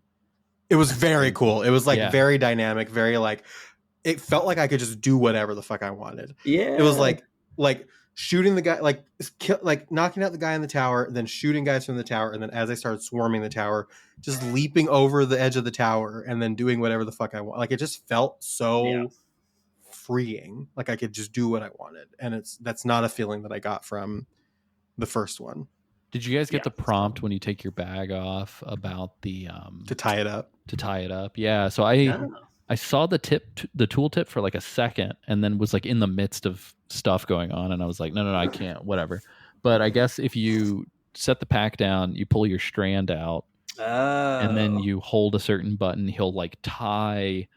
If you have shit that's stacked taller than the backpack, he'll tie it down. So it like doesn't come off like as roll easily. away and shit. Yeah. So I thought it was pretty cool. Yeah, that's dope. I did not know that. But yeah, I will say I played this shit like I pretty much exclusively use the bola gun. Yeah. And don't alert anybody. Like that's my MO. You're real sneaky. And so like so I did that for the weather station, and then there's the other base that is like adjacent that we'll talk about, where you have to destroy the jammer. And I drove all the way around it because I was coming from the mine. That's part of that like supplemental thing. And I like parked my little fucking dune buggy and just hid rock to rock to rock to rock to rock. And so like I can just imagine somebody who's like up in the tower being like, they turn and there's nobody. And then they turn and I'm like fucking tiptoeing between rocks. But then I just like bagged everybody up, dude, one by one. Just came up behind them, popped them with the fucking bola. Oh, it's a great feeling. I will say this: the fact that there's not a fucking soliton radar and you don't know what they can and cannot see, changes the game.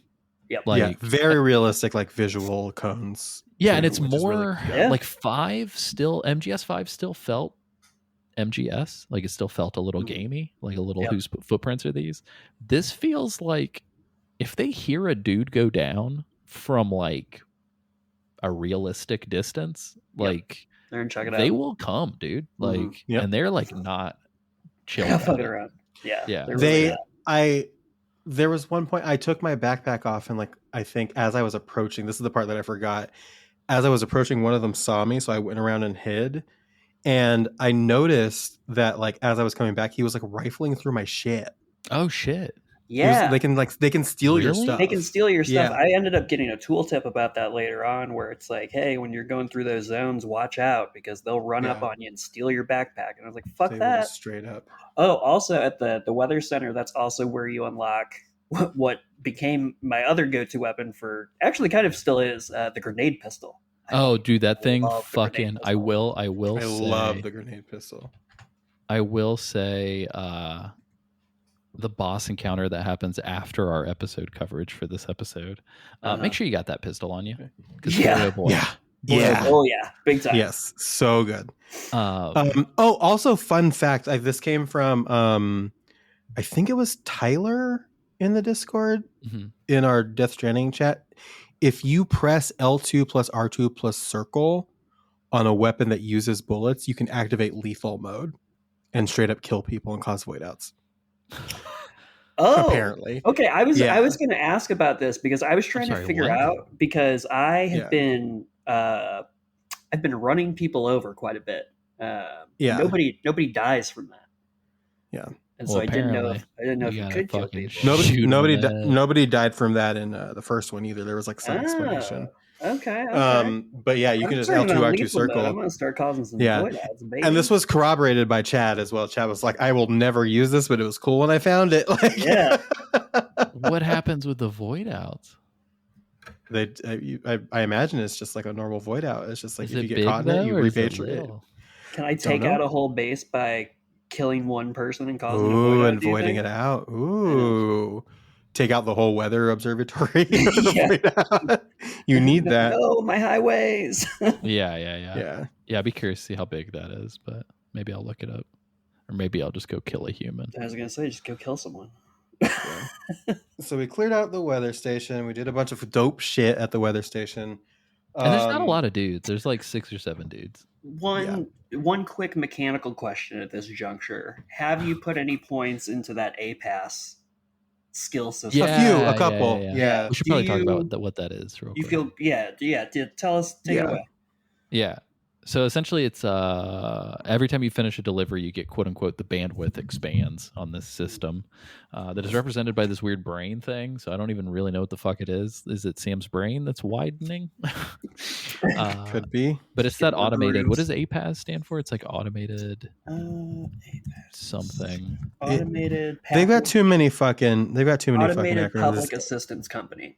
Yeah. They talk later. It's like APAS is monitored by APAC, which is like a whole. It's like a fucking. I don't know. Yeah. Anyway, it's this automated system for the public, and Sam expands his while he's delivering, and you get these points that you can kind of put into a skill tree. The cool thing is like you can turn shit on and off whenever you want, and reallocate the points with like which like I like that. Come on, Expedition 33. Like, don't give me 99 respec items. Just let me respec whenever the fuck I want. For sure. Every game should let you respec whenever you want. I do like that. There is part of me, though, that does feel like some of the skills are like kind of removing some of the good friction. Yeah. But I will say, I also like that the order in which like the nodes unlock is dependent on how you're playing. So like, Alessio, I would imagine that you got some maybe more like sneakily helpful ones. Yeah. That's what it seems. Whereas like, I got ones that was focused more on like strand connections because I was like dropping so much shit and building so much shit. Interesting. Okay. I got like one of those and then didn't unlock more until like way later. Yeah. Which coincidentally was whenever I repaired a road. So I think you might be on something. Hey. But yeah, so anyway, there's this system you can put points into it. I think most of mine, almost immediately, I was like, I don't want my footsteps heard if I'm in R1 crouch walk. Yeah. And so that's one of them. So I'm like, get that shit out of here.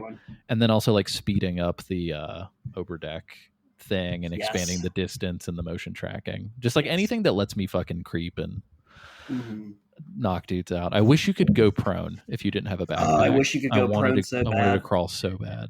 Yeah. I weirdly recently maybe 2 on the nose. I had a hair up my ass to replay The Last of Us Part 2, and like being able to go prone, just such a game changer as far as like maneuverability and like stealth. And yeah, I do wish that you could do that here. It'd be hard with the backpack, I guess. But you could make it work. But yeah, so once it's cleared out, you talk to this dude. I can't remember his name right now off the top of my head, and I didn't put it in my notes. Does anybody remember this man's name? No. I don't. I'll tell you who I do remember. There's a fella coming up named Glenn Rain. I will never forget. I'll never forget that man's name. Never forget Glenn Rain. Glenn Rain, man. Anyway, yeah. So you do this thing. You reconnect the weather station. Charlie tells you, "Oh, hey, from now on, you can get on your map when you're planning your route. You can get sort of little weather forecasts, which is kind of neat. There is like an APAS skill that lets you look up at the sky and determine if it's going to rain, but I thought it was a waste of points. I was like, no, I'm okay. I'm like, I'll know it's raining when it starts raining. Yeah, exactly. Quick question. So the Magellan pulls up like right next to the station once we've and it's not tar, it's like flying. It's like floating above like the tar as it comes out of the tar. Quick question. Why didn't they just drop Sam into the fucking LZ with weapons and shit from the Magellan? Chiralium, Alessio, duh. Yeah. Like it's the Chiralium. Tarman makes a point. Tarman makes a point to say we need guns on this ship at some point. And so I'm like, I get it. You can't just like roll up and just fucking off people. But like they can drop shit on people. They can drop Sam onto the Yeah. watchtower. Like Yeah. do something. But anyway, I'm with you. did you guys do before you do the musician thing, which we're about to cover, did you guys do that like optional mine? I did. Yeah. Yeah. Okay, Yes. cool. So I did the optional mine and then did the jammer thing that we end up Yeah. doing, like Yep. as Mhm. one big snake. Whoa, cool. That That's pretty optional mine has become one of my most visited places. And I have built an intense amount of infrastructure for transporting things out of that mine. Interesting. Yeah, whenever I got the weather station back on the network, a fucking highway just spawned. Yeah. Like, and I'm Yeah. assuming at this point Yeah. that it was James. like Like straight up, it was just this highway. They're like, "Yo, can you go to the mine in the north?" I'm like, "Yeah, sure can. It's right here. Like, let's just hop on here and fucking go." But it's kind of like a mini version of what we're going to run into a little bit later. Essentially, you just like feed it materials, and then it Mhm. shits out way too large of containers that I don't want to carry with me Containers are ever. huge. But yeah, so James, you've been using it to build roads. Yeah, I've been using it to build roads. I've been ferrying materials around. The hardest part is like to mine the things you have to like give it chiralium, and that is both a very plentiful resource, but like also not. Yeah, like yeah, Mhm. that comes up for me a little bit later when we get to that big one where I Yeah. was just like, I literally had to like pilfer around the outskirts and fucking scoop whatever I Yep. could find. I felt like a Same. pauper. Yep. Yeah, 100%. It's funny. My notes for this mini mine that we find, I wrote seems neat in theory. Not sure how often I'll be engaging with this. Meanwhile, Seems James neat. put a fucking truck hat on and was like, "Let's ride him." Yeah. Seems neat in theory. A Yeah. game theory. Thanks for watching. Do you guys remember? Is this musician guy also? This musician guy's got to be mandatory, right? I thought, or no? Yeah. Yeah, it's a mandatory one, and it's Gen Hashino, who is an actual musician. Yeah, I figured. He had a song in the first one called "Pop Virus" that I really really like. Oh, right on. Nice. I don't know where it's like da da da da da da da da da da da da da. Oh, that sounds familiar. But it's cool because Good. once you beat this dude's thing, which like you just bring him something, and then I Yeah. think he asks you to like grab something, which you can or can choose not to do. Like I don't Yeah, think, I that's don't even think I optional. did it. No. But you just bring him a thing. He goes, "Thanks, man," and then he unlocks. It's a mysterious recording. Yeah. Is it the one of the Yeah. whale? Yeah. Yeah. So Tarman thinks he recorded a whale, and Yeah. then you take the recording to this musician who talks about how he's going to use it, his music. Yeah. But he gives you access to a music player. This is pretty neat. Yeah. Pretty nice. Love that. Yeah. So cool. So you can make a playlist and just like listen to it while you're playing, which is pretty Nice. sick. Yeah. It's pretty cool. And you can unlock new songs if you do certain things. That's Yeah. right. Lots of ways to. And then unlock from these here, you have to go to the big knot city F1 and investigate the weird tar currents that are happening there. There's some shit going down. Do we do the jammer before or after this? After I think. Before? Yeah, for some reason I thought I'm it was not sure. before. No, the jammer is the Also- observatory. I have this Isn't in my it? notes, That's why no. and I realize I might have put this in the wrong place. Do we get more of? Is Tarman's backstory after this part? Tarman's backstory is once you get the books delivered to your house, which I think is, or delivered to your room, which I believe is once we connect Westnot. Okay. I think. But yeah, I'm pretty positive that the jammer, because I did it on my way back from the musician. Yeah. Because I remember doing the jammer, because in order to get to Westnot, you have to cross sort of into a new zone, kind of. Yeah. Oh, yeah. You're right. So- You're right.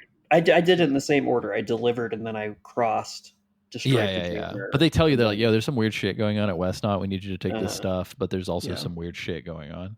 And as you're pulling up, you're like, this is some weird shit. Yeah, there's that's definitely about some to weird go shit down. Yeah, going it's on. also worth noting too. So before you go to the musician, if you rest, you get another weird dream sequence of Amelie. You go in and like Sam and Amelie. Sam and Amelie are like hugging, and Amelie's in gray. Her dress is gray and not red. And then like it's like they're hugging during like that big extinction event, and then like something happens and he gets pushed away from her and he falls into the water. Oh, I remember this. And then you get like little like baby hands reaching up, and then he wakes up. Yeah, I thought they were baby hands. Yeah. So that's something you can get, something that'll happen on the way to the musician, I think, or at some point. You also get a harmonica from the musician, which is very cool because while you're resting, you can tap the touchpad and he'll do the little BB theme, the little lose theme. Yeah. Mm-hmm. Oh, that's what's happening. So you liberate the observatory, you destroy the jammer en route to the musician. Got it. Okay, yeah. Because I remember those two things either happening one and then the other, or the other and then the other. But and then I really like dealing with the like I again went in all guns blazing on the fucking jammer. The jammer. It was very cool. I did as well. Yeah. But yeah, then you get to you start moseying, and you get from the musician you get to F1, and it sucks, y'all. And Dollman says, "Hey Sam, I wonder if anything looks suspicious." And it's like, yeah, man, all of it. I like because it's just like. I like that you just did the fucking Triumph, the comic insult dog. That's kind of what he sounds like. It is kind of what he sounds like. He sounds like that, and he looks like if Triumph, the insult comic dog, was a human. And I'm really sorry to the actor. I think it's Fatih Akin or whatever. Now I'm sorry about that. A cigar in his mouth. Yeah, but Dollman does look like if Triumph, the insult comic dog, wished he was a real boy, and just that got fucked up somewhere along the way. Like that's what, but yeah, so that's really funny. He's like, yeah, everything looks bad, and it's like it's very quiet, it's foggy, there's tar everywhere. This is clearly a setup, and of course it is, and it's the coolest fucking setup you've ever seen. It's great. Yeah, because you walk in and the fucking red monk guys like rise up from the fucking ground, and then they present the coffin to you. And the coffin opens up, and it's fucking Higgs. Our old and you don't see his face. He is wearing this mask that is the coolest and also the most frightening thing I've ever seen. Ooh. Whenever like something passes in front of him, or he turns away, or it cuts, the features like the like he's smiling or frowning, like the features of the mask change. Mm-hmm. And Higgs and Sam are having a conversation. Higgs's new MO is like, look, I'm not like trying to be a herald of the doomsday or anything like that anymore. I fucking hate your guts, and I want to ruin your life, and I want to ruin Fragile's life, and part of that is preventing you from connecting this fucking country. And he was literally just like, I know that if I kill you, you're just going to come right back. Yep. So like, I'm just going to kill everybody in your life. Yep. Yeah. But Troy Baker chews the fucking scenery. Like I literally cannot. Oh God. I cannot Big time. overstate this. It's crazy. I don't like Troy Baker that much as a voice actor. Like he's good. He's very good at what he does. But I find him to be pretty annoying just as an entity. This might be like one of his like best. He blew me away. Yeah, he literally blew me away. Phenomenal. It's an excellent performance. And I think the design of the character has improved. The design and the writing of the character. Yes. Like I feel like they really found their footing with like the motivation and the personality of Higgs in a way that like they never quite landed in the first one. Yeah, I agree. In the first one, he felt so cartoonish as to feel like inconsequential. Like I was like, I don't even think of Higgs when I think of the first game. I'm going to be totally honest with you. I literally don't think Higgs Monahan is his last name. I think we learned that. He feels like a weird like side plot to like the main thrust of that game. Yeah, I agree. And what's interesting is they show a little bit of Death Stranding 1 whenever you're talking to him. And I forgot that they just straight modeled Troy Baker's face. Right. Because he's wearing a mask for so much of it that whenever I finally saw his face, I was like, yeah, you're just fucking Troy Baker. There's Troy. A really good performance though, like sincerely. Yeah. Like, if you're annoyed with Troy Baker being in everything, like this is excellent. This is the one. And so that mask is crazy. There's one particular one where it's like, and you will have seen it in like the thumbnail for this episode, but like the mask, he grins really big, and the teeth are gold, and the eyes are leaking gold, and that fucking sucks. And it's incredible. And really, because he turns away, and then when he turns back, you're like, ugh. He's like, and he's like pointing and shit. Like it's terrible. One thing that's very interesting is he says, you don't know a goddamn thing about Lou. Yeah, with a And lot it's of heat like- behind it. Yes. And so it's like, what the fuck is that? Yeah. But then he goes like, basically like, I'm here to fuck shit up and chew bubblegum. I'm all like gum. Oh, he quite literally He's- says that. Yeah. Basically, yeah. Basically, That's yeah. basically the All line. right, time to go. And he's like, yeah, well, we'll see if you can deal with this, basically. And then he summons this, like, from the tar comes this fucking, like, dope ass, like, red tentacle robot thing. And then you just have to fight that. It's fucking huge and it's fucking gangly. And god damn, did I love that fight. That's fun. It was a really fun What fight. a great boss fight. I don't think I said this in the first part that we recorded, but I did not die in the two boss fights that we had talked about last time. Like there's the one proper boss fight and then like the dolphin headed thing. Yeah. I did not die, but I tanked so many hits and I felt so frustrated during the boss fights. Yeah. And like in a way that like I just felt slow and bogged down and irritated. And I was like, why am I getting hit so much? It finally clicked for me during this fight. Yeah. And I'm like, okay, this is the gap of time that I need to give myself to like turn the fuck around. Yep. These are the tells. This is how to dodge. This is when I need to dodge. Yep. Yeah, like it's it very all, much like yeah, and then me like organically discovering the weak points that you can Yes. I was like, oh, you could That shoot was its tentacle. such a Then nice like, moment. I was like, wow, like yeah. they don't allow this type of discovery in a boss fight in this way in many games anymore.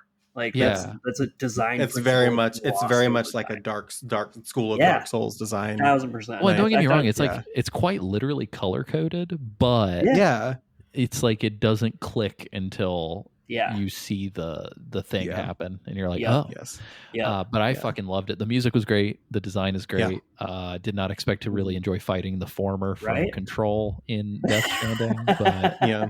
it was really good. It felt weird one here. It felt like a Peace Walker boss. Yeah, a little bit. Yeah. I can see that for sure. This is like the platonic ideal of what I wish the Peace Walker bosses were solo. Yeah. Yeah. It's like a Peace Walker boss with a budget. Yeah. It's very cool. But it's that is sick. funny. Yeah. That's funny. Great That fight. Straight up is the former from Control, isn't it? I just had to look up a it picture of just that. I is was the like, oh former. shit. Yeah. As soon as I saw it, I was like, yep, that is what you are. So funny. Yeah. But yeah, and then all the creepy red people vanish, and the husk of the creature remains, and the people from West Knot are like, we're gonna go salvage. We're the gonna husk. study it. Yeah, and you're like, please don't. Yeah. I feel like that's gonna break bad for them at some Right. point in this fucking For story. Like that's not gonna be good. Yeah. 'Cause they even Higgs, talk about Higgs it. fucking summoned that from tar hell. Yeah. What the Don't fuck? bring the weird Yeah. tar tech into your home.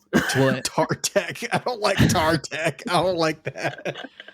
and then even Fragile, as soon as everything's over, she's like, she comes Was it running Higgs? out of the Magellan, Yeah. and she's like, was it really Higgs? Mhm. And Yeah. Sam's just like, And yeah. Sam's like very vocal about it. He's like, look, I didn't see his face, but it was his voice.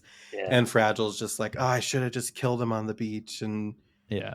And I Sam was kind of like, no. yeah, you probably should have. Yeah, Sam's, Yeah, you Sam's really like, should've. it's not your fault. And I'm like, no, it is. Like, Yeah, it's pretty deeply your fault, actually. yeah, you were the one who could have done all of this. But Fragile's just like, the guys that attacked your house were in red like that. And Sam has like a very subdued reaction to kind of realizing that Higgs might have had something to do with Lou. But he's like, listen, Charlie, use all your resources, use your UCA connections to figure out anything you can about Lou. Mhm. It's like, okay. And then you're off to go to the big mine to restart the monorail. Yes. And the monorail fucking rules. I the love monorail the is monorail. so sick. Yeah. I'm But yeah, as you get- addicted you get to it- the monorail as I am highways. Like, Yeah. they are. You take the resources to the monorail just like you did with the mini mine. Take the resources to the bigger mine, and then it resets at the monorail, and you can ride the monorail all the way back It's so to fun. F1. I'm anticipating a story beat where you're riding a monorail and then something happens and it blows up and you get like knocked down into a boss arena. Like That I don't know sounds why. sick as fuck. I hope that Yeah. Because this thing is just like you're just riding it back in real time, and he's just like, oh, I'm just hanging on the thing. It's very You can like jump. Grand And it's Theft like- Auto 4 if you don't Yeah. if you don't Oh, yeah, fast totally. Yeah. travel with Yes. the subway thing. Yeah. So it's like it's the perfect setup for something like that. There's no I'm way to anticipating speed it that. up either. I don't think. I think No, you I just think end there up. is, Yeah. which I was frustrated about at first, but I was like, you know what? No, I kind of like Pretty this. zen. Yeah, I literally I just like sat there and drank my coffee, and I was like, Same thing. I was fuck like, it, yeah, I'm gonna let's sip ride. my coffee, and I'll be Yeah. at F1 any second now. Yeah, Lily, I appreciate Um, how very quickly you were like, you get this mission to go do the mine, and then you're done. Like, because it's. I mean, that's really what it is. well, it's like, I don't think I crazy ran. how big of a stretch that is, Yeah. and like how big of a deal they make of it, and then they show Yeah. you all these mine mechanics and all this other Yeah. shit. Whenever realistically, it's you go to a mine, you get some shit, you come back. Like that Yeah. is the Yeah, extent. that's basically all it is. Can but I yeah, tell you, just I almost had a heart attack about one thing though on the way there. So this is when I discovered the ghost Lou that made me cry. Oh yeah. But immediately after, I'm driving a truck through all these little islands.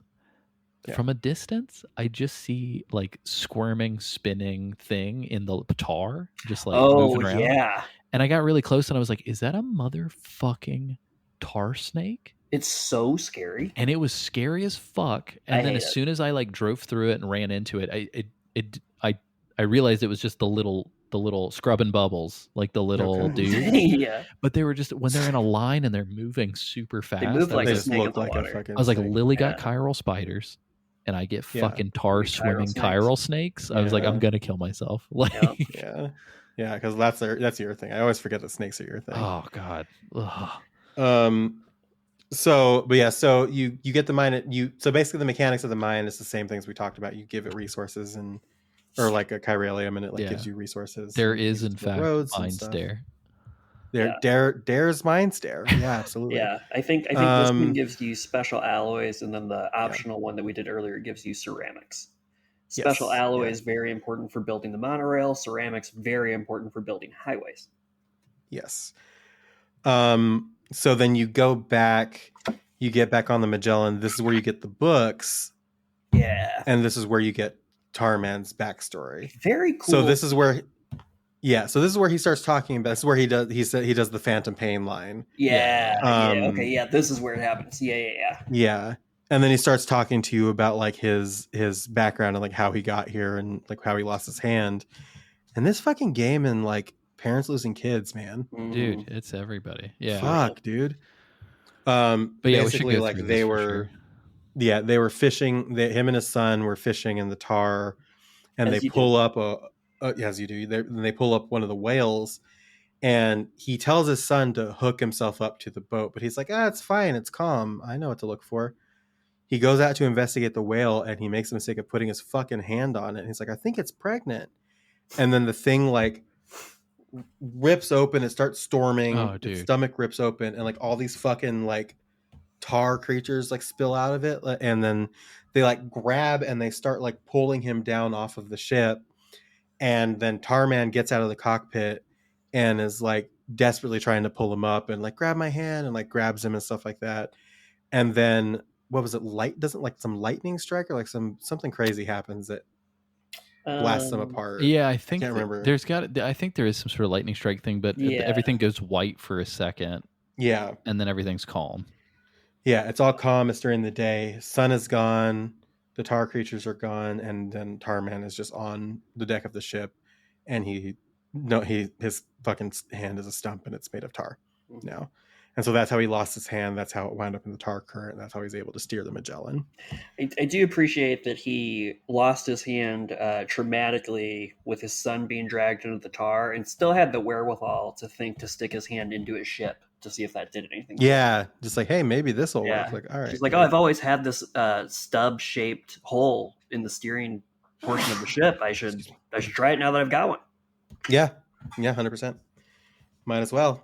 But yeah, so you learn about that, and then this is also kind of where you get back from doing the mission after Sam's like user resources, and you find out, you get information very quickly, because I wasn't expecting it to be this quick, but like you go to the mine, you restart the monorail, you get back, you can do the optional thing, and then you talk to Fragile, and Fragile's like, Yep, BB-8 was, or BB-8, excuse me, I did the same thing. Hell yeah. BB-28 was in fact decommissioned, and Lou was reassigned her serial number for some reason, and that's why I'm like, maybe this pod is the actual BB-28, because they really hammer that home, and it's like, Well, and they also Dead are Man just already- like who approved this is what they keep Right. talking Yeah. about too. Like And who had why. the Like, that's the- rank and the ability Yeah. to approve that. like that's the new information, but like Dead Man already fucking told us this. Like we didn't need this, so they're hammering it home pretty That's a heavy. good So point. Yeah. Yeah. yeah. Yeah, I'm very Um, curious as to who it was. I have a feeling that it might have been Amelie. That's what I was maybe. thinking too. Yeah. Like, Um. yeah. But yeah. Oh, one thing about Tarman's backstory, he's like, and I woke up and I had this fucking cat with me. He didn't say fucking. I had this cat with me, and I And thought it was the spirit of my dead son, Yeah, and you it's thought it not. was- Ha ha ha ha ha. And it's like, okay, then what's the fucking cat? This Right. is the Yeah, thing. I yeah, was like, yeah, they're yeah. just not explaining the cat at all, like why and how and for what purpose. But Or the real maybe they creepy will later. tongue that is yet to. Yeah, I don't. Okay. Yeah. But yeah, so after this, you get a mission to then go take. I think it's I'll just sit here. Take the terraforming equipment to Rainbow Valley Yeah. Oh yeah. and yeah. pick up a passenger there. So this is the And one so- where I. No, never mind. It was the.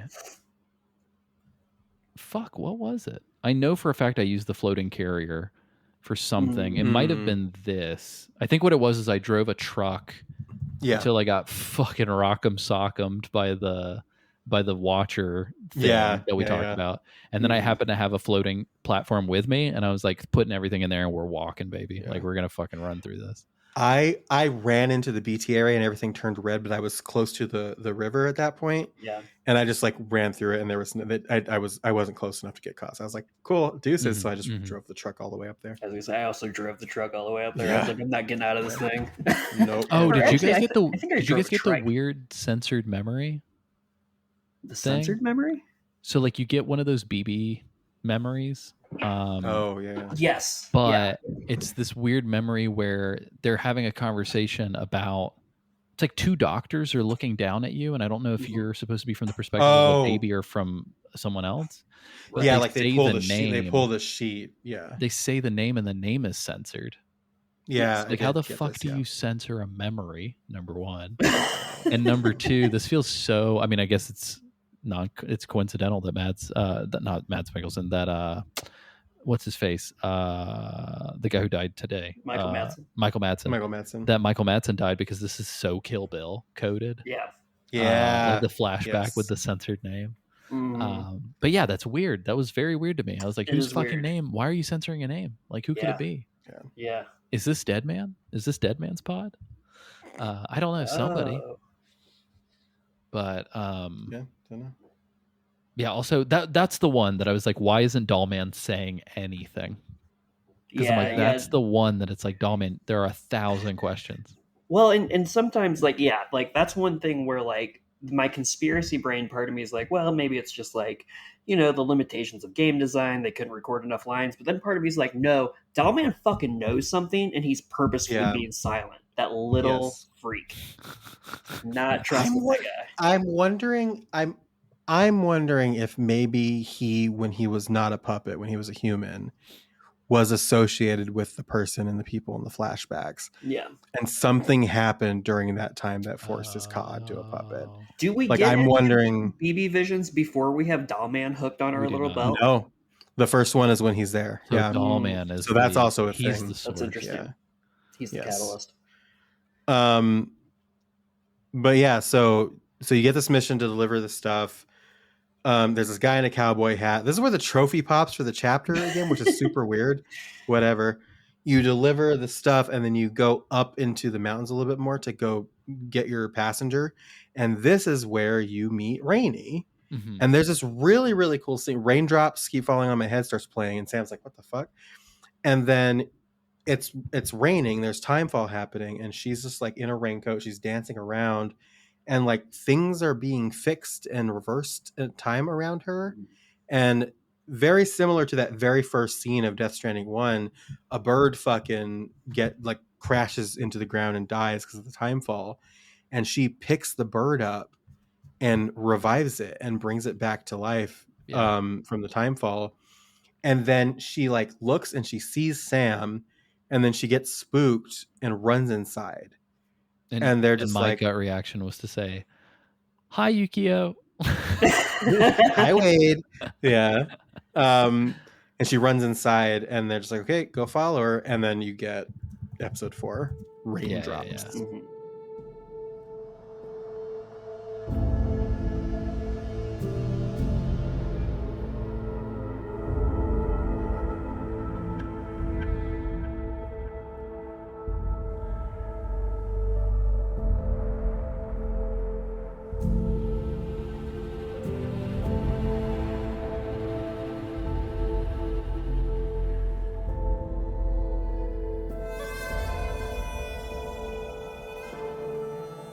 It's pretty cool.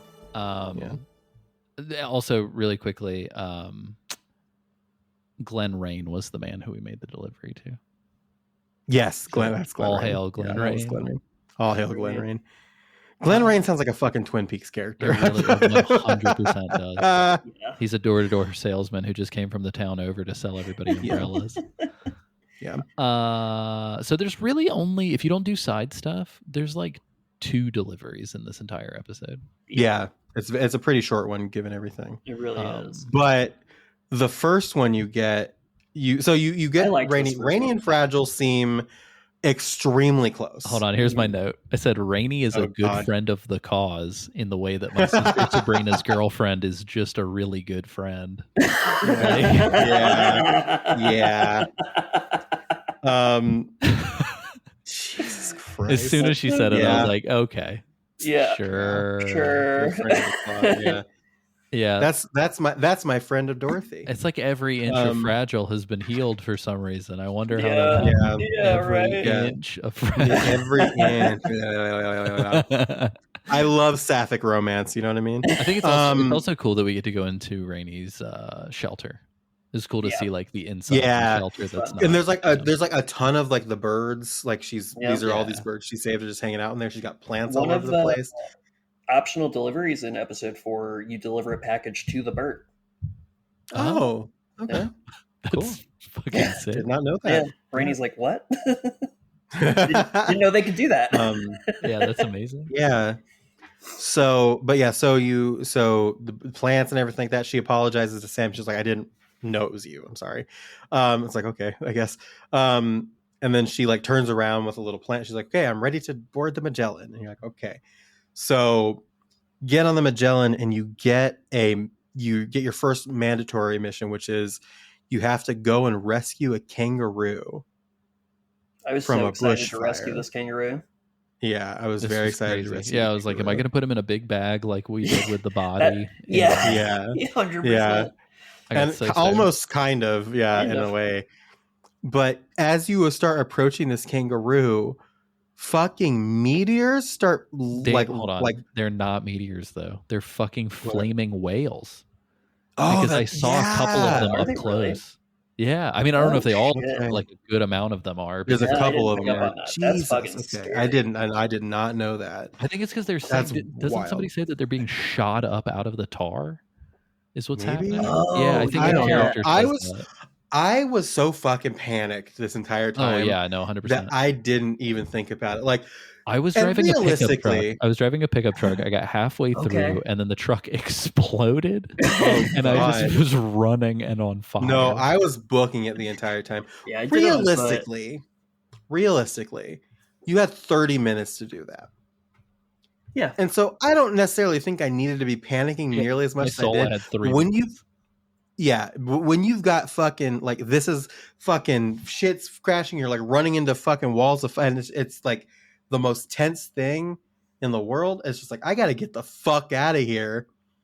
I did later on when you have to like go to deliver the aid packages. I did take the truck through there and I did stop and actually like pick up all the packages I missed and deliver them to the animal shelter, and I rescued a wombat while I was Aw. doing that. I did Love a rescue one as well, wombat. but I had to put him in a different I put him in a spot for other porters to take him. Yeah, I was like far away from the shelter. I'm happy that was your experience with the wombat. My experience was Dollman saying, "Oh, look, an animal," and then suddenly get a notification that I had killed an animal. Ran it right over. Didn't see it. Devastating. I like paused the game and was like, "Well, I'm a bad person." That's wild. Golly. And then I was mad at Dollman about it. I was like, "You told me way too late that there was an animal in front of us." Like, that's Hey, awesome. Alessio, can we have a little sidebar? I don't know if we should keep James on the podcast because that's fucked up. Yeah, bro. Come on. He's playing it up like it's an accident. Yeah, bro. Come on. He's playing it up like it's an accident. I think he did it on jumped out in purpose. front of me. I think It he was did that on Dollman's purpose. fault. Yeah, James walked up to him and put a gun on his body, and it was like he shot. He aimed right for me, guys. Sprinkled a little PCP on him, a little crack on him. Done deal. Christ. But yeah, so you get to the animal shelter, you deliver the kangaroo, and then there's a scene of Rainey walking out onto the deck of the Magellan. This is pretty sick. And she just fucking like opens up the clouds and rain falls and like puts out the fire. It's like, what the fuck? I need to know her deal immediately. And thankfully, Yeah.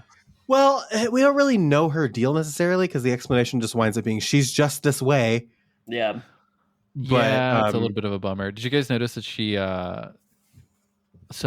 I'm jumping ahead a little bit. We're about to get sort of her version of the Tarman origin story. Yeah.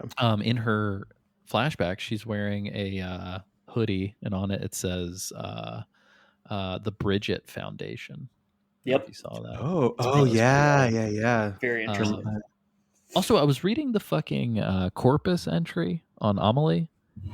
Why is she Amelie when her fucking initials? It's like, what is it? Samantha America Strand. Yeah. Where does Amelie come from? I don't even remember. Was this ever told to us? No idea. No. All right. I'm a lie because she's a lie. Um, But yes, James, do you want to tell us about Rainey's? Yeah, tell us about Rainey's backstory. Yeah, so Rainey's backstory, I really enjoyed it. The witch hunters, weirdly enough, had like the most organic human dialogue of any character in this entire I agree. series. I felt like insane. the witch hunters were from a totally different universe. Where things were they're more from The normal. Last of Us. They were like teleported in from The they Last felt like of Us. they felt like the the scars in the Last of Us Part 2. But they're Did Neil Druckmann direct just this section? This little scene. Yeah, guest directed by Neil Druckmann. They Rainey's like being chased by these witch hunters because it rains wherever she goes, and they don't understand that if they just get a little close to her, it'll all be okay. And so they're like, it's like full on like Frankenstein style witch hunt. I feel like they're throwing rocks at her. Like, yeah. Well, then out of nowhere, though, she's pregnant. She's pregnant. Oh, dude. Yep. So I will say, out of nowhere, the moment she tries to retaliate, all of a sudden it's not just dudes throwing rocks. It's like ice shows up. Like somebody shows up just intact. Ice shows up. Well, so there's a part where she's running away, and like one of them dude, this was butts her in the stomach, and she falls over. And even like the person, she's like, "Oh my god!" Right away, they're like, "I'm so sorry." And then the witch hunters are kind of like, "Okay, that was fucked up of us. You just go. Like, we're not going to kill you." Well, she picks up a rock. She's upset, and then that's when fucking Judge Dredd shows up, and he's like, "Go, get out of here." Yeah. And I was just like, "Good God." Also, I'm like, "Girl, they're not going to kill you because if they do, you're going to blow up." But yeah. But yeah, so she's running away. She's real sad, and then and then she gets clobbered. I'm blanking on what happens right after she goes away. She goes to the bridge. She's gonna try to kill herself. Okay, it is the bridge next. Okay, I thought something was happening before that. She goes. Really quickly though, I know we're talking about like what actually happens, but the whole time she's like monologuing. Yeah. About how she was born with this power. Everywhere she goes, timefall comes down no matter what. And nobody wanted to take her in. And then she talks about what we're actually seeing whenever we're talking about these witch hunters is she did get enrolled into like a UCA or UCA program for new mothers. And she was like, oh, maybe this will give me purpose and maybe it'll make something change. So she gets pregnant. but it doesn't change anything. Yep. She's still just generating timefall everywhere she goes, those are the people that run her out, essentially, is the UCA. And so at this point, she has now sort of like lost all of the will to exist, and she's on a bridge considering suicide. Yes. And then who shows up? A Fragile. Fragile shows up, and I don't remember. I didn't write it down. What's Fragile wearing? Is she in like Bridges gear, or is she in drawbridge gear? I don't remember. I think she's in drawbridge gear because that's what she's repping to get Rainey.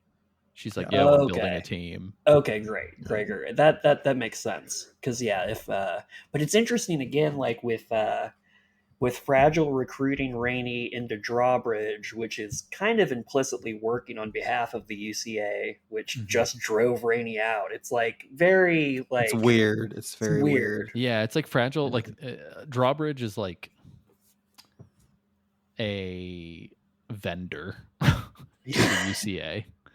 Essentially is what it is. It's very weird to me. But maybe that's how Fragile knew about her, because when Fragile rolls up, Fragile pretty much shows her, she like takes her glove off.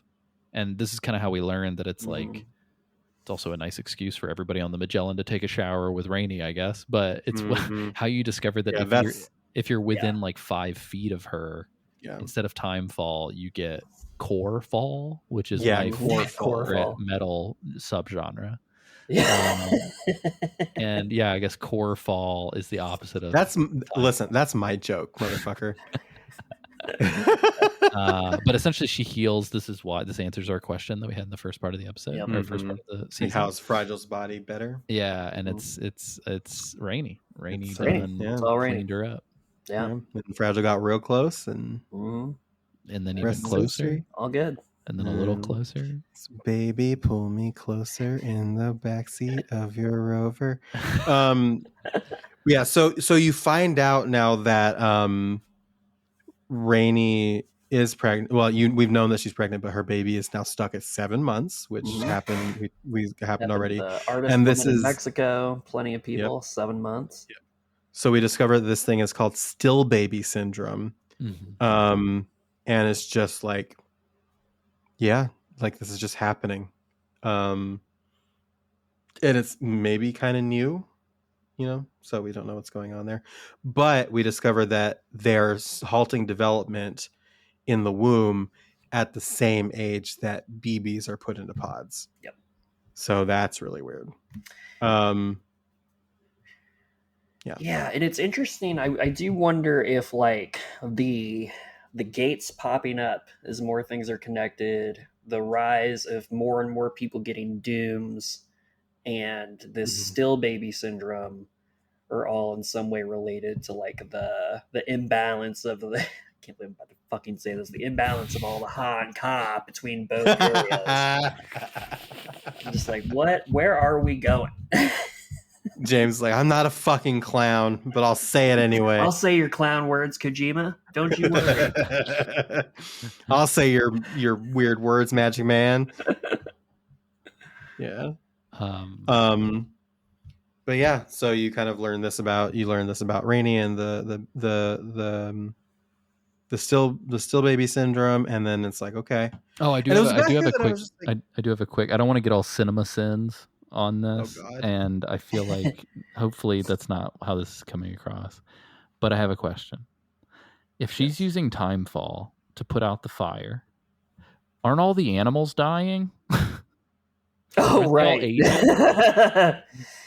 Why did that one animal come out of his house and he's like, it's just like, bro, and he's really far away. Well, we learned that wombats will donate their burrows to help take care Thank you, of Faye. other animals you, Andy. We learned that they will just give their homes in times of need. Yeah, but that motherfucker came out and said, affirmative, Captain. He was straight up like, "Good day, mate." Straight up. Like, can you imagine how amazing it would be if he just fucking withered into an old crone in the middle of waving? Salute. Whoa, man. I got dizzy. Shit.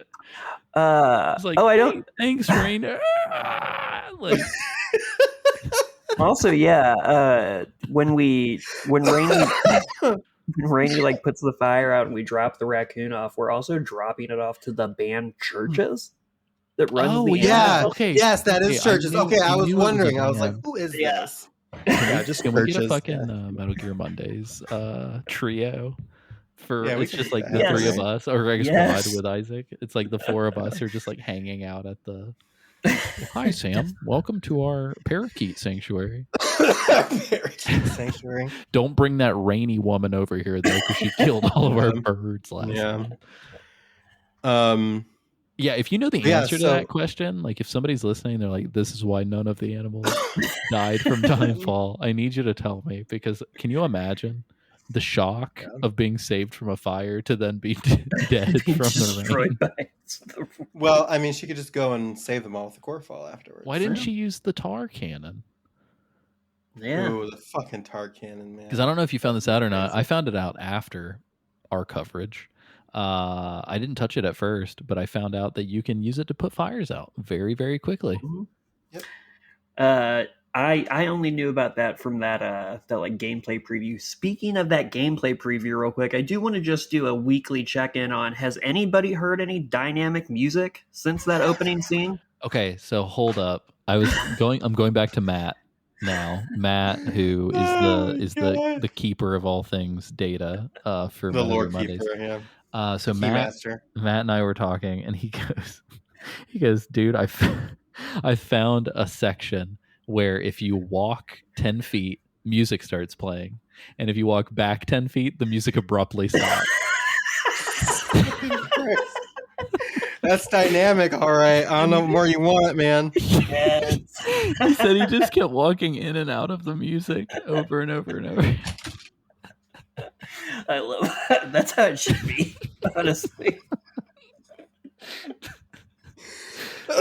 Like a fucking light switch. God damn. It's like a foot powered light switch. Oh my god, that's fucking hilarious. But yeah, so with Rainy now and this us discovering that everyone showers around her to stay youthful, when are we getting the bathhouse episode with the DS2 crew? I don't know. Carman rolls up, his towel falls off, everybody's like, oh. Ooh. Can't wait to see George Miller's dick. You know? Did you guys get the weird fucking ad, by the way, right after this for the Yamato transport? Did you guys see that? What? So I got like a weird SSS social strand. Oh yeah. Yes. I got a weird ad that was like, the Yamato transport is now in Australia, the famous Japanese train line. And I'm just like, so hold on. So on the one hand, Kojima, you tell me you got no Outback Steakhouse sponsorship, but you got sponsorship from a fucking train company in Japan. Number two, and this is the real question, how did a Japanese train company come to Australia post Death Stranding and build a fucking train line? Again, not trying to get CinemaSins here, but like, what are you telling in Japan? me? Maybe all gates go to Australia. My question is, my legitimate question is, the train line, all this other stuff, yes, but like, where the fuck did the Cupid terminals come from? Because we got the explanation that Amelie's team split off and went down to Mexico and blah, blah, blah. Did they also just magically run into the plate gate and just do all of Australia as well, just for fun? Or like, what? I think she did say that we're early. Actually Yeah, probably going to find out that the red-headed people are Amelie's like fringe crew that went off and got corrupted. Like, bro, James, you just dropped a bomb, dude. Right? Like, yeah, I didn't even think about that. Yeah. Fuck around and find out. Yeah. Oh man, dude, that's great. I literally did not think about that in any way whatsoever. I had not thought about that until this very moment. I'm like, holy shit. But what's crazy is like, so they set up all these fucking things that are now just that they're fighting against. I don't know. It's very weird. Yeah, that's true. Maybe they like started setting them up and then they got corrupted as they went. Yeah, possibly. I do remember somebody saying something about they sent a team through the gate to do like preliminary stuff, but that was like, I think that's all that got said. Mm-hmm. Didn't they say they didn't come back? Like they went through but didn't return? Yeah. Yeah, I think so. Yeah. So,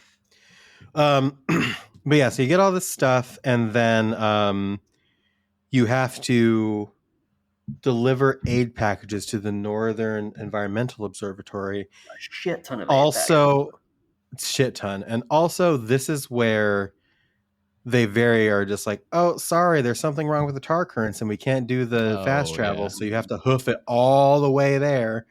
But I didn't hoof it. I trucked it because there's too much shit to hoof. Yeah. I mean, you could with a bunch of floating dudes, fuck but that. why? Truck. I was just like, I didn't feel like dealing with the bandits at this point because there's like a big bandit camp like in the middle. Yeah, I also don't understand why they do the whole tar currents are fucking with this thing and make you do that whole stretch because literally nothing happens. Right. Yeah. I ran into 0 BTs. I didn't. You can totally avoid the camp, which I did. Yep. Some of the fucking Elder Scrolls ass shit I did in that truck to avoid that bandit camp would have made your head spin, man. Yes. Holy shit. I was fucking halfway vertical most of the time. It was fucking crazy. 100%. It was fucking crazy. Todd Howard's just going, it just works. But no, like 100%. Like there was nothing. Like I was expecting like a cutscene or something to happen, which is why they created this like strange. But no, they're just like they just didn't want you to. They just want to make it harder and just wanted you to do the whole fucking. I will say I loaded that truck the fuck up. Oh yeah, like every package I came across, I was like, pick them up. Like yeah, that's where I put the wombat that James killed. Can you? Okay, I don't know if this is a thing, but I want it desperately to be a thing. If James hits a wombat with a truck, can I find it in my game? Oh. Can I bury him and mourn in my game? I hope so. Anyway, James, how many likes did you lose when you hit that? I think 500. It was not an insignificant amount. Yeah, I for real lost a significant amount of likes for accidentally killing that wombat. I wonder how much a kangaroo will cost you. I think it was deducted directly from Fragile. It like popped up and said like Fragile has removed. Fragile's like fuck you. Fragile's like why would you do that?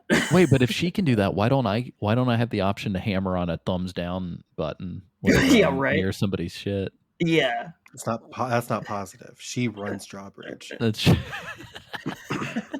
She's the boss baby. I did catch an animal and send it back, but it was an echidna, and I was like, "That's Knuckles, motherfucker." You name it Knuckles. I wish you could name him. Can you name him? I don't think so. I think you can go visit them, can you? I think so. I saw a kangaroo, and I was like, that's too much. Yeah, we don't need more kangaroos. PTSD. Yeah, with the echidna, I just literally walked over and I was like, "Hey, buddy." With the kangaroo, I was like, "No, I'm not about to get into some fucking shoot this guy, but drag him on your back." So since I haven't caught another animal yet, do you like shoot it with the bullet gun, or do you just walk up to it? No, just walk up to it and put it in a little box. With the kangaroo or with the? Oh, with the wombat, I just kind of the little guys. Yeah, you just walk up and. With the kangaroo, I have no idea.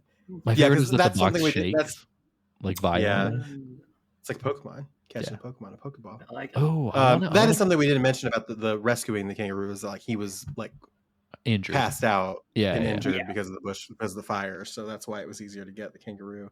But in real life, when you drive by, you see them hopping. And, well, not in real life, but not in a mission script. Listen, you see them hopping. You best not be stopping because they're brutal creatures. Quite frankly, they'll fucking knock you out. I know, that's why I was like, no, I'm not gonna fuck with that. Can you imagine though? Like, let's all close our eyes and imagine this fictional scenario for a moment. I come across a wombat. I put him in a box. I see the kangaroo run by. I yeet said box at kangaroo, knocking the kangaroo out. I like it. No. And then package the kangaroo and take them both to my truck. No. Okay, when I killed that wombat, did that wombat go to its own beach?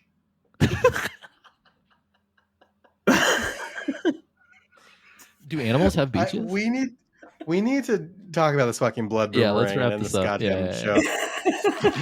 So you get to the observatory, you deliver the aid packages, and the person at the observatory gives you a blood boomerang. So cool. That you can use to deal with BTs. You can just like fucking you just fill it up. It's like a fucking little squirt gun. You fill up with blood. You can use it to deal with and then- bandits too. You can hit them right in the Yes, dome. if you with hit it. them just right, It feels yeah, so good. you can fuck them up. It's That's very crazy. cool. Yeah, I didn't do that. I did the VR missions with the blood knife just because I'm too scared to fuck with BTs for real. This is a knife. I will say, so with the little dudes with the umbilical cords, you can hit them once and they're gone. Mhm. With Mhm. the watcher that was in the VR simulation, you have to hit it twice.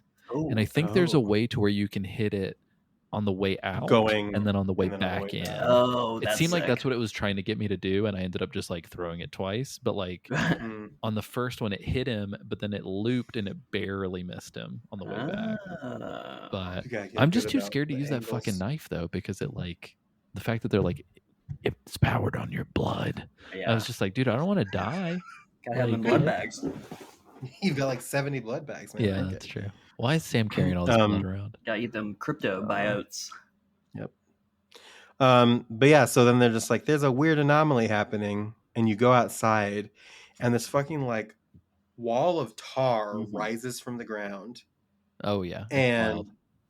then you walk up to it, and it's like kind of another mirror, Mhm. but instead of being clear like the plate gate, it's Sam, but he's like a tar version of Sam. Mhm. And Sam's doing the thing where he's just like, hello, hello, and he's moving along.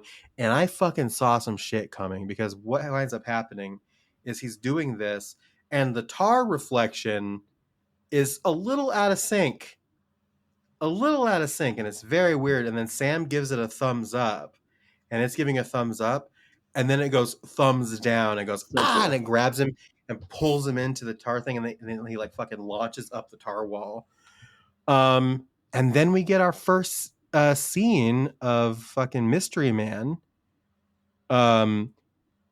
Fucking shows you're in this like town, and it's kind of like beaten up a little bit, like it's been through a little bit of a battle. And these fucking dudes roll up on fucking motorcycles, and they're doing like fucking Tokyo drifting on the motorcycles and shit. And it's pretty fucking cool. They stop, they take their helmets off. 4 of them are like skull heads, and then one of them is this guy. Mhm. And he's like looking around. The guy that stops. I think it's just his. I don't think it's the other guys', but is very clearly just straight up a Honda. Did you see? Yeah. It Yes. just straight up Yeah. says Honda, and I was like, "Are you kidding me Yes. right now?" Yeah. But yeah, so he gets off and he's like looking around and stuff, and then he pulls a cloth off of his hip, and he puts it on his head, and it's a bandana. Mhm. And it's like, this is a little funky, huh? Something's weird here. Yeah. And he looks up, and it's very clearly reminiscent of a particular person that we know from a different series. And then his face flashes with skeletons. Love that. It's so cool. He's With like the if skull Solid and- Snake and Ghost from Call of Duty had a Yes. Yeah.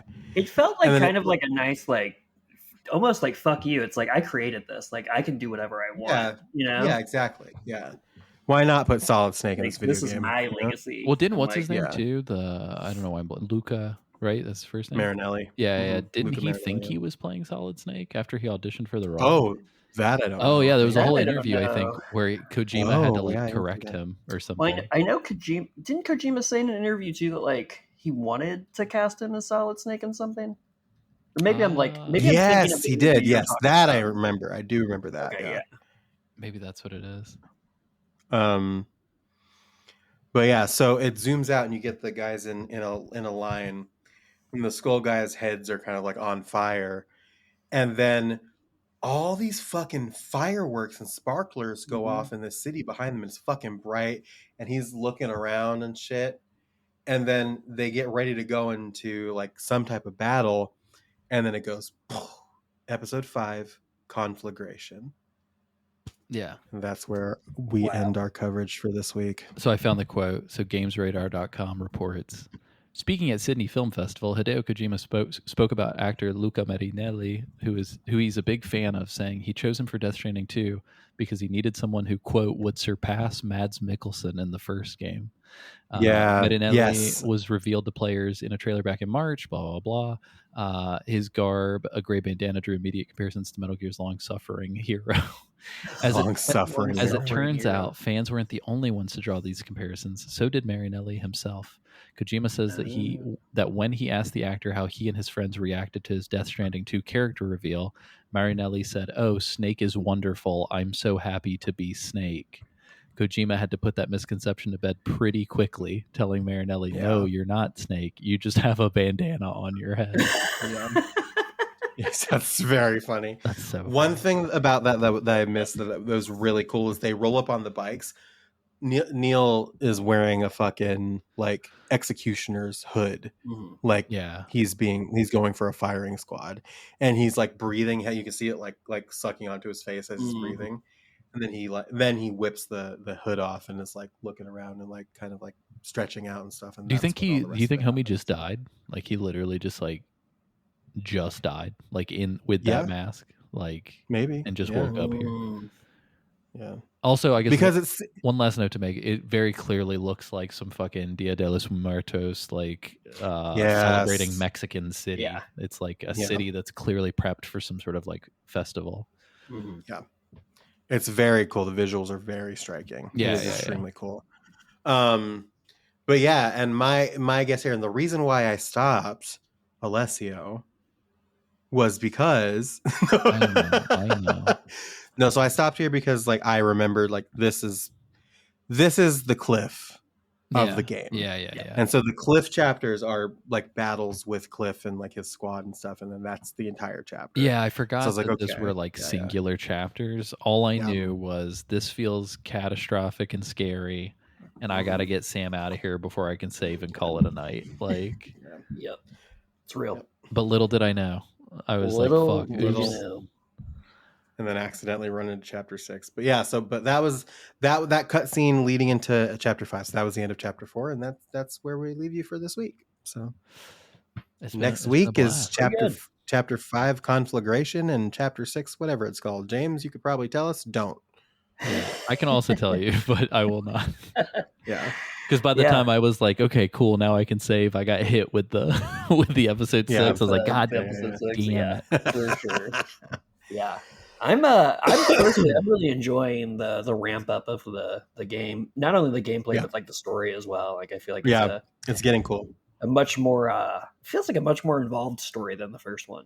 The mystery of BB is really like pushing me. I'm like, I'm interested in what's going on. The mystery of Lou is the robot samurai. That's really totally what it is. I'm much more invested in uncovering what's going on with Lou than I was with like relinking with Amelie on the other side of the country.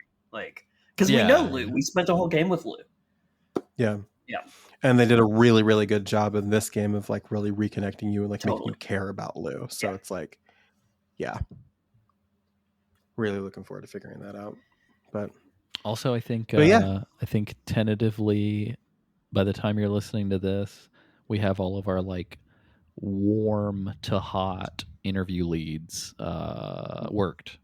So at this point, we do have some folks that have asked us to circle back after lengths of time, so we're not totally dry.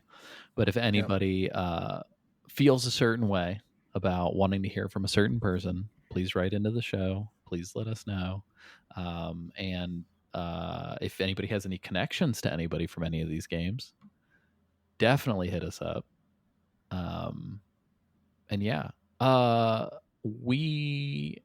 I don't think we've recorded multiple things today, so my brain is all fucked up. Lily, we did not mention the contact email yet. We did. On this one? Yes. Not on this one, but on Marty's episode. Marty's episode, okay. So that is one other thing I will say. If you do want to communicate with the show, Lily has kind of become our de facto social media manager. I handle like scheduling uploads and all that stuff. James is just Direct King. Wildcard. What up? Direct King. But title. But if you want to communicate with the show officially, don't get me wrong. Like we love all the comments. We're definitely in the Discord, stuff like that. I'm not going to walk around just like compiling everybody's like loose scraps. So if you want something read on the show, and we do have some that we've already received, we did initially plan on reading them on this show, but I think it would be best if we had just a few more so that we'll deploy them on the next show at the top of the episode. But if you do want to write into the show, whether it's for a response or it's because you've got a hookup with somebody who you want us to talk to, please reach out to contact@metalgearmondays.com. And feel free to send us lovely notes as well. Like if you guys are like, oh, I love you guys, you got me through a hard time, or oh, I love this episode, or this one gag makes me laugh, totally cool.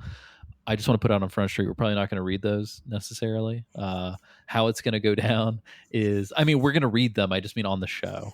So like how it's going to go down is like, if you send us that and then you have questions, we'll probably say, so and so sent us this email, they said some very sweet things, and then they ask blah blah blah blah blah.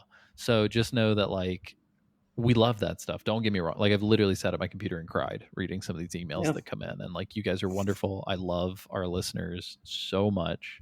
Even if you've never written into the show, I just thank you for your time. Thank you for your time. Thank you for your support.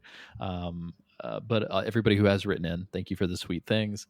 It just feels weirdly ego stroky, masturbatory to sit here and read. I love you guys so much. You know what I mean? Like it just feels weird. So we're not gonna belabor that stuff. But if you do have things that you, even if it's just, hey, why is that booty do that? Like if it's something weird that you noticed in the game that you want us to discuss, just send it in. Yeah. We'll talk about it. Or if you want to know why our booties do that also might be worth asking. Yeah. And for the video patrons at $10 a month, we can show you. Yeah. We can show you what that booty do. That's right. Yeah. Y'all can. That's going to cost more money for me. No, mine's worth about 10. I'm happy to take a plunge there. Yeah. I don't know if you knew this, but my kind are a fetish on the internet.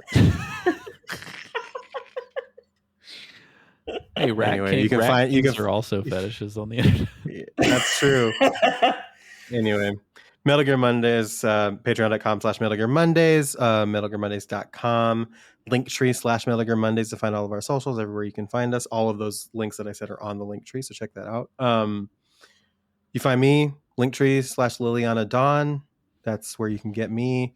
Alessio, what up, man? Hey, so one quick thing. We totally forgot to say who sponsored today's episode.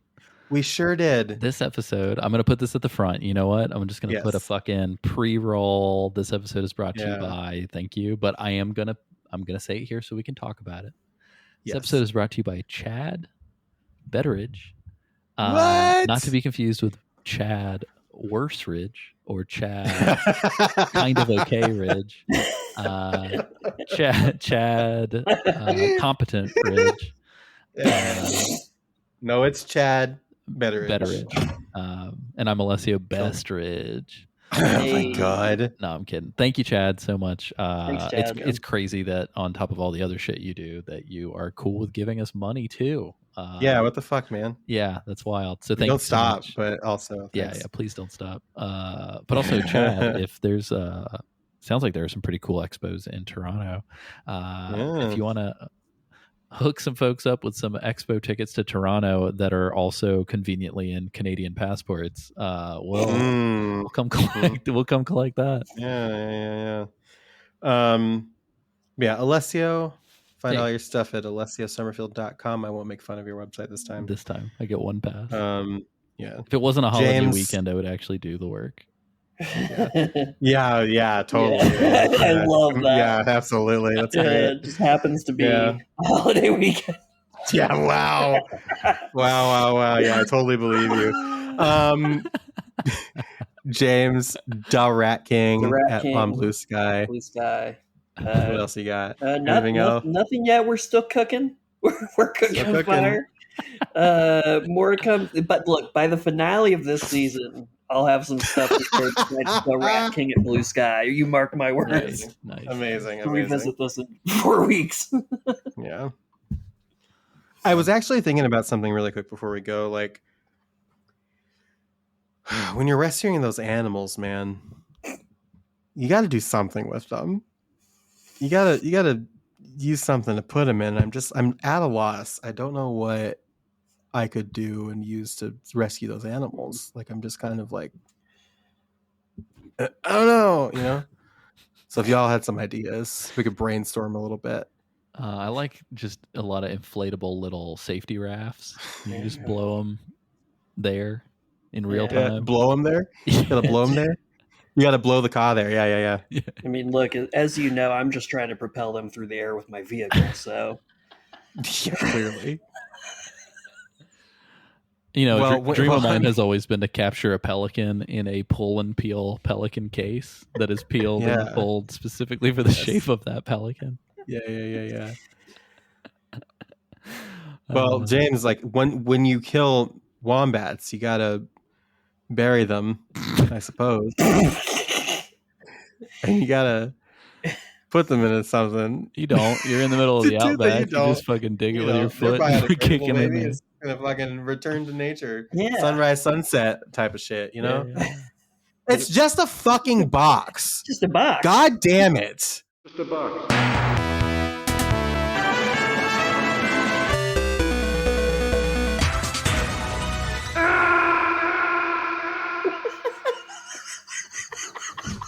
That scared me. You scared me. Lily became the watcher in that moment. Yeah, I did. If Yeah, I watching, started Before- glowing. Yeah.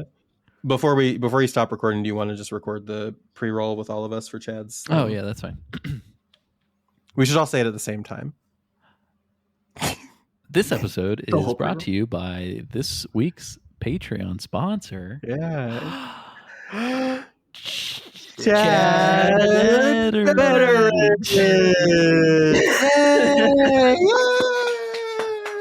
Those waves are mostly lined up. Yeah, that was probably fine. Print it. Hell yeah. Oh yeah, I'm just gonna like no context, just play that at the top and then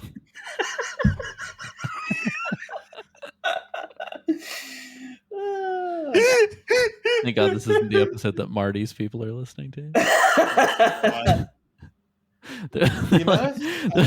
I cannot fucking wait to watch this episode back because like the amount of times this episode that we all just fucking lost it. What a great episode of the This was a good podcast, one. quite frankly. Hold on. I'm just a minute. Marty's Marty's agent is describing the show to Dry dogging? somebody, and she's like,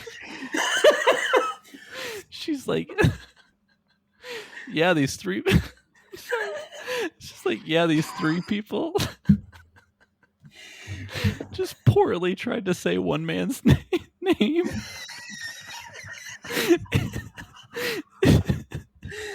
Slow motion, and then it played to this weird. It cut to this weird theme song, and then they just yelled at me about their politics. I was about to say, yeah, that's a really, really lengthy, angry rant about politics. Holy shit. For 15 minutes.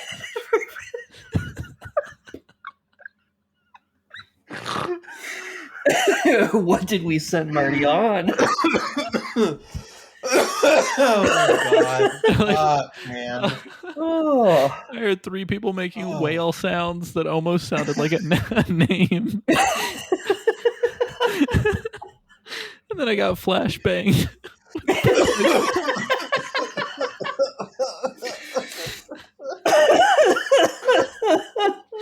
Oh god, man! Oh, Jesus. Oh yeah. We are still recording. God. That's gonna make You it. should like somewhere. you should put all of that just like right after this. It's just a box at the end of the episode. After the theme song.